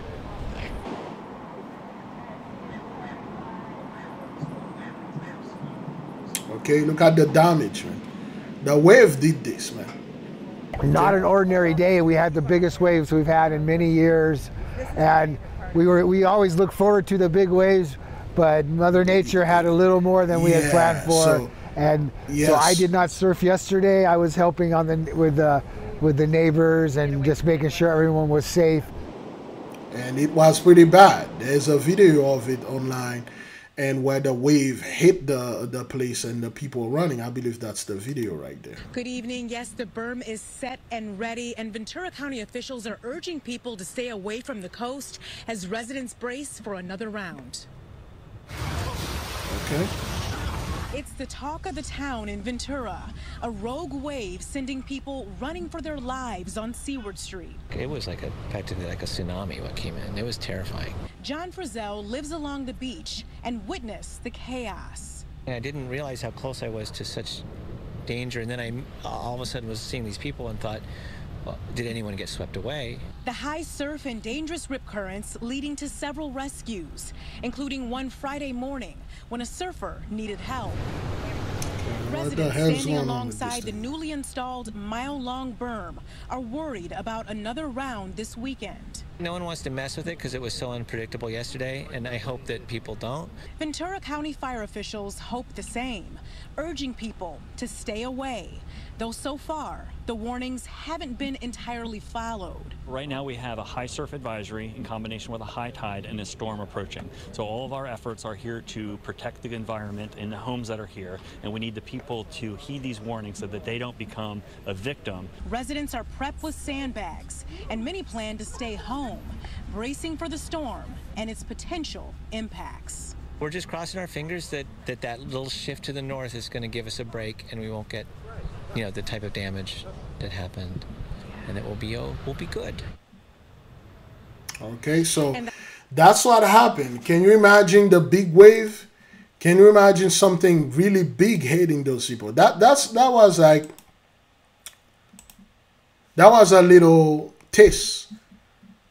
Nature is sweeping those people off the land. Okay. Now let me see how long we are into this thing. Okay, we got about 15 more minutes to go. Now, beloved, those people are being swept off the land. Let's check volcanic eruption, Iceland. Okay, couple days ago. Okay, well, let's choose this one right here. Okay.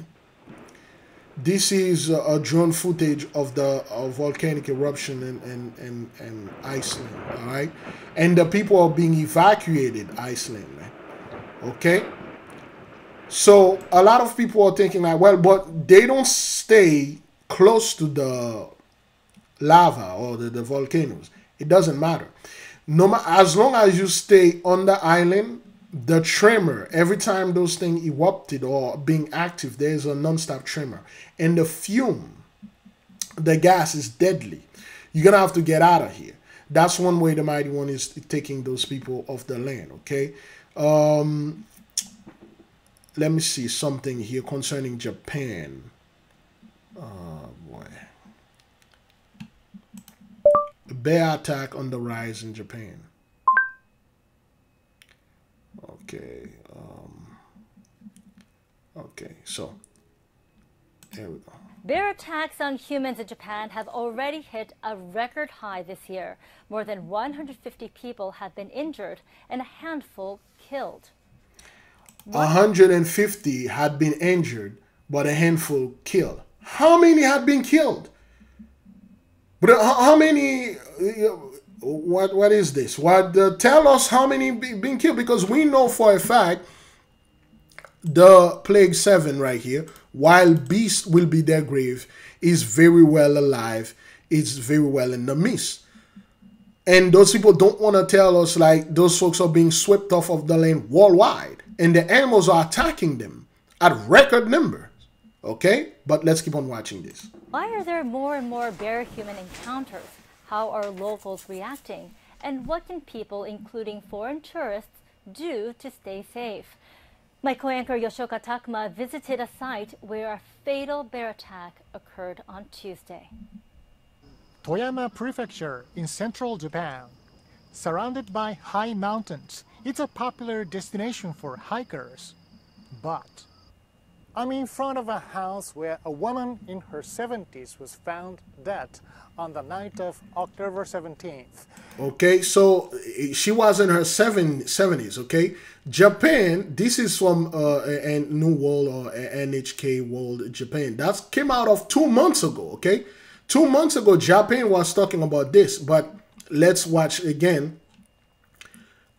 This thing coming out a day ago in CBS Morning News. Let's watch this. This year, Japan has seen an unprecedented number of bear attacks.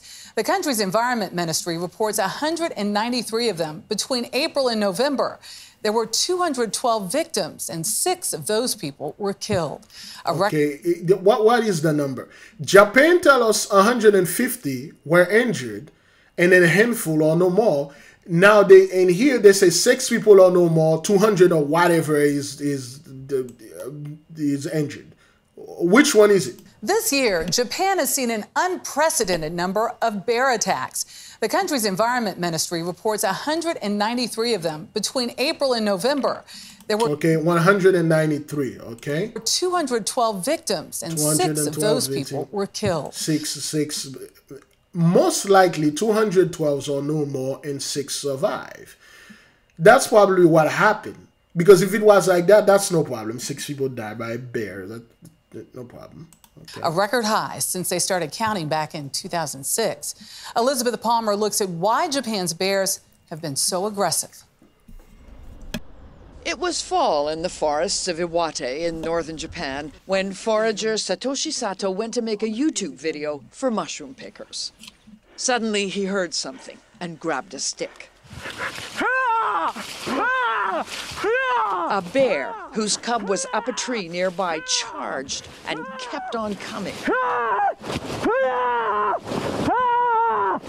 Until at last Sato drove her off.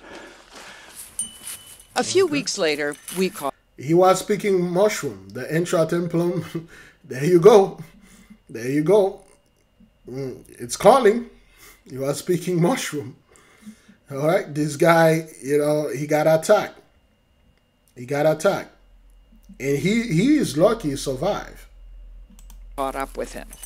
He was back on the job, but now tooled up with pepper spray, bells, and a whistle. it got close enough to tear your pants. Hi. It also bit you. When I raised my stick, it lunged, he explained, and that was it. There have been a record 193 bear attacks this year, 6 of them fatal, and plenty of maulings, too. KG Minatoya was injured by a bear inside his garage. It's been a lean year for bears. In the forest, a dry summer left fewer acorns and beech nuts. That's a lie.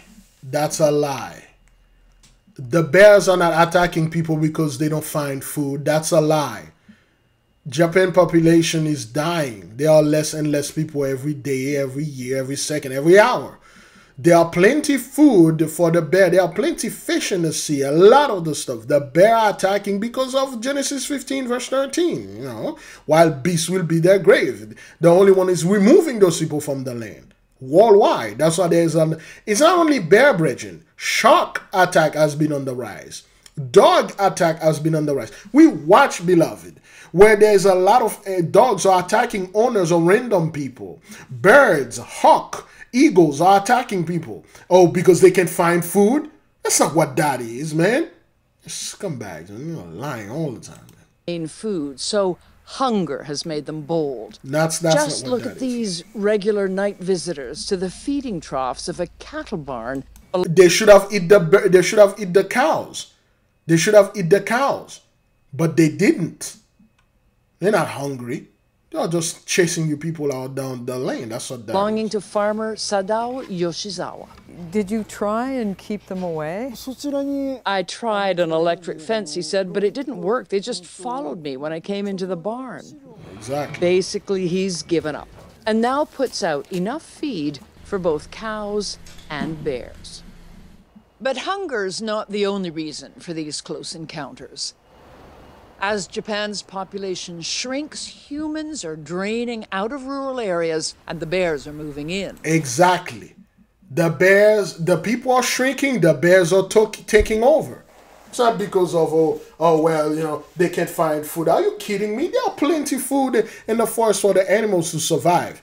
If anything, they will start eating each other. Bears will start attacking bears and eating bears. You know? They're not going to go ahead and risk their life and go to human houses for food. Bear don't do that.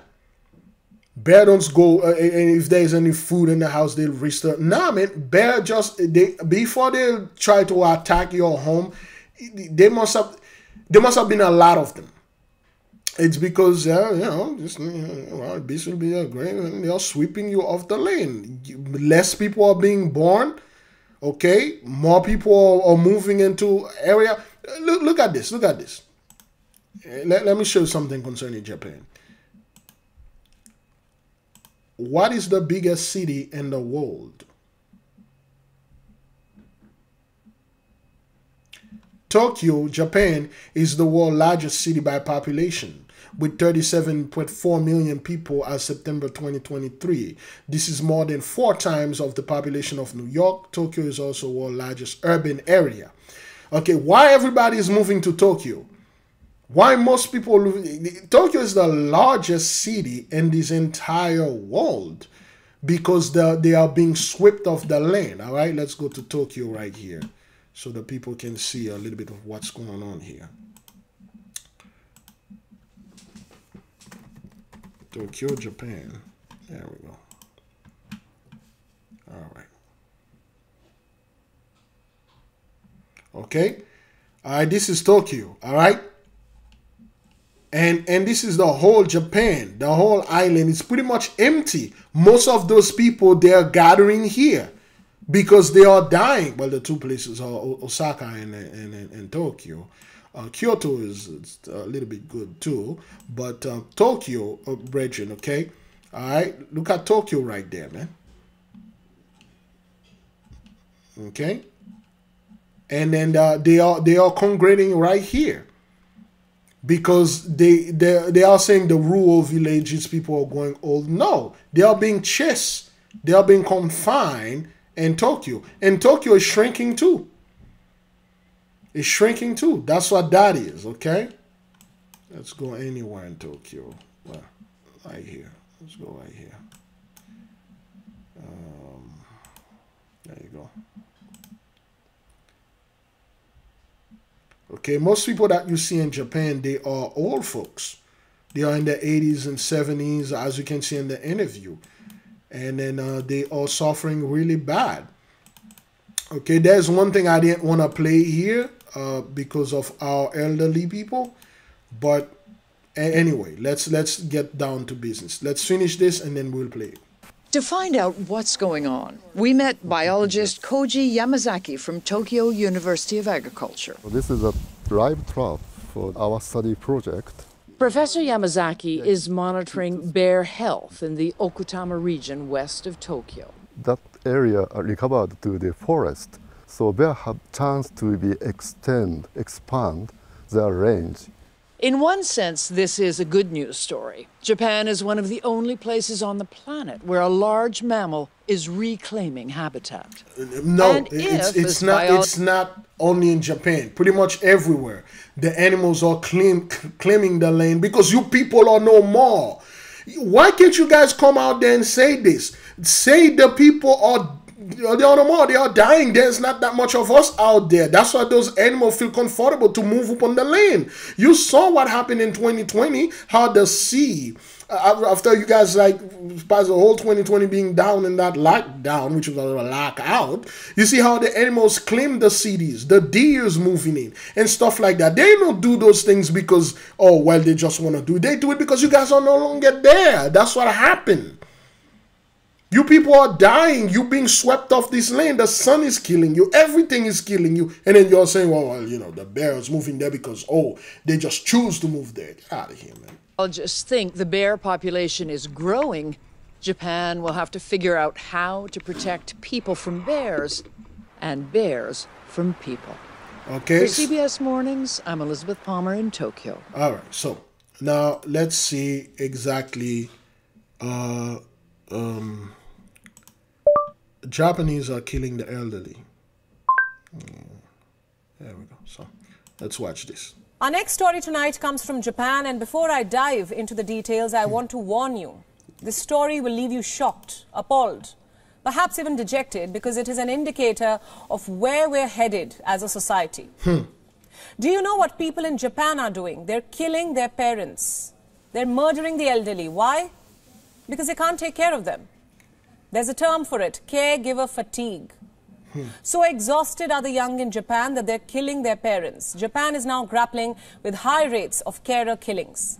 So, again, I didn't want to go there, but because of we are in Japan and we'll just do this. Now, why is that, Bridget? Why is Japan killing their old people? Because they are no longer in the blessing. And, yo, this little blessing that I have here, I ain't going to share it with you people. You are in your 80s and 90s. And then those people were raised like that. They are killing their parents. Their grandparents, they're killing them. Okay? Because they can no longer taking care of them. They just straight out there and put them on a place and take them out. Brethren, this is not being done by one person and stuff. No, they took a bunch of them. The same thing going on in China. They go to a forest and just left them there and let the bear deal with them. And they just die of cold or hunger or whatever. They just kill those people because there are more old people in Japan than young. So the young came out taking care of the old. And, well, because they're no longer in the blessing. So they decided, let's kill those old people. Okay, a lot of those people. Remember what Elon Musk told you? He said, when you see the data of adult diapers surpassing the baby diapers, then we have a problem. The blessing is done. How you people are not coming out there and tell the blessing is done, man? You so-called Japanese took our people over there, the original Japan, the Nippon, that was over there upon the land. You did a Christopher Columbus upon them. You wiped them out of the land. A few of them are left over there. You did the same thing in China. You did the same thing in Europe. You did the same thing all over. And then you came here in the fourth part trying to do the same thing. Then the mighty won't stop you. Those people are literally killing the elderlies over there to avoid carrying costs. I'm not exaggerating. Reports suggest that Japan's healthcare system is at breaking point. The pandemic put a lot of stress on healthcare workers all over the world. But in Japan in particular, the situation is far worse. It's not news that a record 29.1% of Japan's population is now above retirement age, but a new study says every 8 days in the decade to 2021, an average of one elderly person was killed by a family member. Let that sink in. The study finds that young family members are killing a relative they were forced to care for in their old age. And later, the killer would commit suicide. Like I said, this story is morbid, to say the least. Caregiver fatigue is leading people to murder their own family. This fatigue was compounded during the pandemic, where the elderly required special care, immediate attention. And as we saw globally, when healthcare failed during the pandemic, it was the family which had to look after their own. What would otherwise be a task born out of love or duty is now an obligation in Japan. Here are some alarming statistics. The author of this study used media sources to identify 443 deaths in 437 cases of murder or suicide, specifically among the elderly. Among the deaths in the 10 years to 2021, 13 cases involved a sibling killing a brother or sister. 7 involved a grandchild killing a grandparent. Children of the elderly carried out 206 attacks. Why? Because they couldn't bear the burden of looking after their parents. Let me recount some incidents. Last week, the police in Tokyo arrested an 86-year-old man. He had strangled his ailing 81-year-old wife with his bare hands. He was too tired of looking after her, he said. His sons were at work when their father strangled their mum. So, yeah, because the blessing is over and you're having those people, they are in their 80s. They're in Japan. Japan has the most oldest people in the world. Because why? They were living in there so peacefully. Nobody bothering them. Because they wiped out the Israelites that was in there. Well, at least most of them. And then now they reach their 80s and then they like, yo, I can't take care of you anymore. I'm killing you, man. And the young in Japan work to death because they have to uphold this status. There have been more cases, more incidents of ailing parents abandoned on park benches. The elderly left to die in the cold, scammed of their life savings even.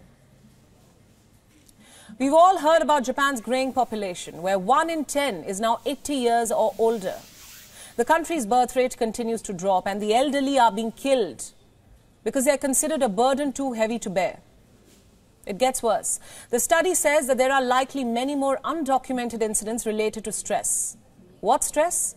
The stress of looking after a sick relative. The emotional toll of looking after an ailing spouse, a sick grandparent, an unwell uncle. So, the easiest way to solve this problem? Kill them. Have you heard of the term ubasute? It is an ancient and rare practice in Japan. Some call it mythical. Not mythical. This thing is real. The elderly were taken to the mountains and abandoned. They were dumped in a forest and left to fend for themselves because there was not enough food for them. That's how 83 see things. They see everything on food and money. Food and money. Oh, how are we going to feed all those people? How are we going to do this? Stop having children because we're going to have to feed them for you. Stop doing this. Our people, we never had this problem, man. We don't kill our elderlies because we see them as a burden. Because we learn, our elderly learn to defend for themselves ever since they were born. That's what our people know. That's why our elderly, they are in the 80s and the 90s, they still can fend for themselves. They can do most things by themselves. But not 83, man. The moment you reach, you become old, you can't work anymore, they'll kill you. Okay? They kill, most of those people that they killed are the one that they don't have, the one that they don't have any kids. They don't have any they don't contribute anything to the population. And then they have an insane amount of money saved and they have no children. And then they kill them, they take the money. Those are the targeted. The single men, the single women, the single grandpa. Well, they can't be a single grandpa. The single men, the single women that have all the money. They spend their entire lives working. And they got an insane amount of money. They have no family. And then they don't want to spend all that money taking care of them. They just kill them and take the money. Who's going to complain for you? Who's going to say anything? Okay, that's happening in Japan. And those people are like, oh, well, big leaf, I don't have to understand. This is Jacob's trouble too, man. This is Jacob's trouble too. We got people dying and on. We got black people killing their old parents for money too. Yeah, no, that's not what that is, man. I believe we reached 3 hours into this thing. Let me see if we can do another one. No, we'll just do a little commercial again. Yes, beloved, as you know, YouTube had canceled our monetization in our channel, and they canceled the membership. And now we are all on Patreon. Please join us on Patreon to study tomorrow at 8:30 p.m. January 1st, 2024. We will resume our studies on black labor, white wealth, talking about Jacob's trouble, how those people use our labor to become rich, wealthy. Now the blessing is gone. There's nothing they can do about it.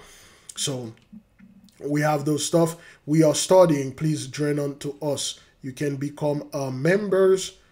Only paying members, beloved. Okay, we only entertain only paying member. If you are a free member, you will have access to download general PDF when we talk about like certain things. If we have a general PDF, that's all.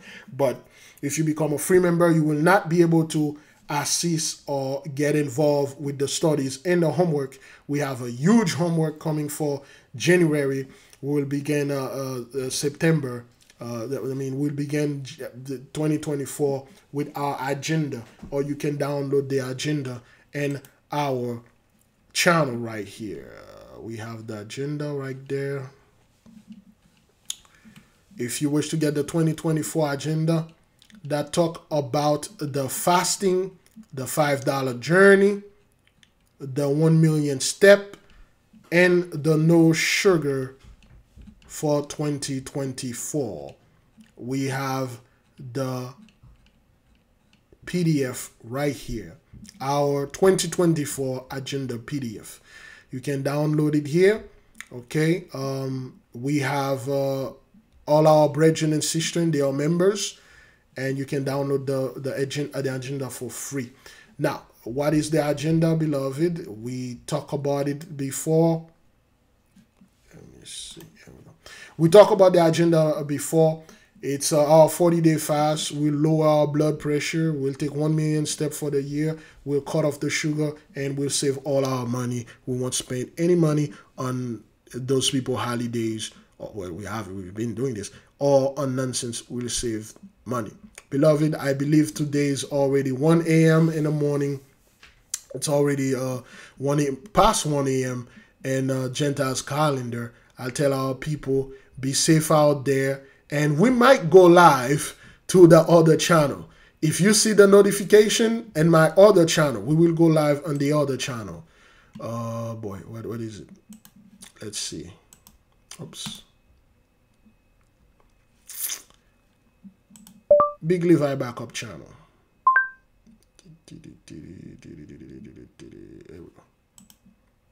To make the entire earth live. Okay, so this is what we're going to do. This is what we're going to do again. We're going to go live and we're going to take call. But all you have to do is to go to, you're going to go to participate in this. You have to go. Ramping up like, oh, hey, we need you to come to work. Okay, you have to go to the community page, and then you'll see a message like this saying, let's go live together. Click the link below. And when you click the link, okay, well, you can go live together with us. And you will see this on the Big Levi backup channel and also on this channel. All you want to do is to click the thing, and then you will go live with us. Okay? You will go live with us. Going live with us will be something like this. There we go. To make the entire earth living.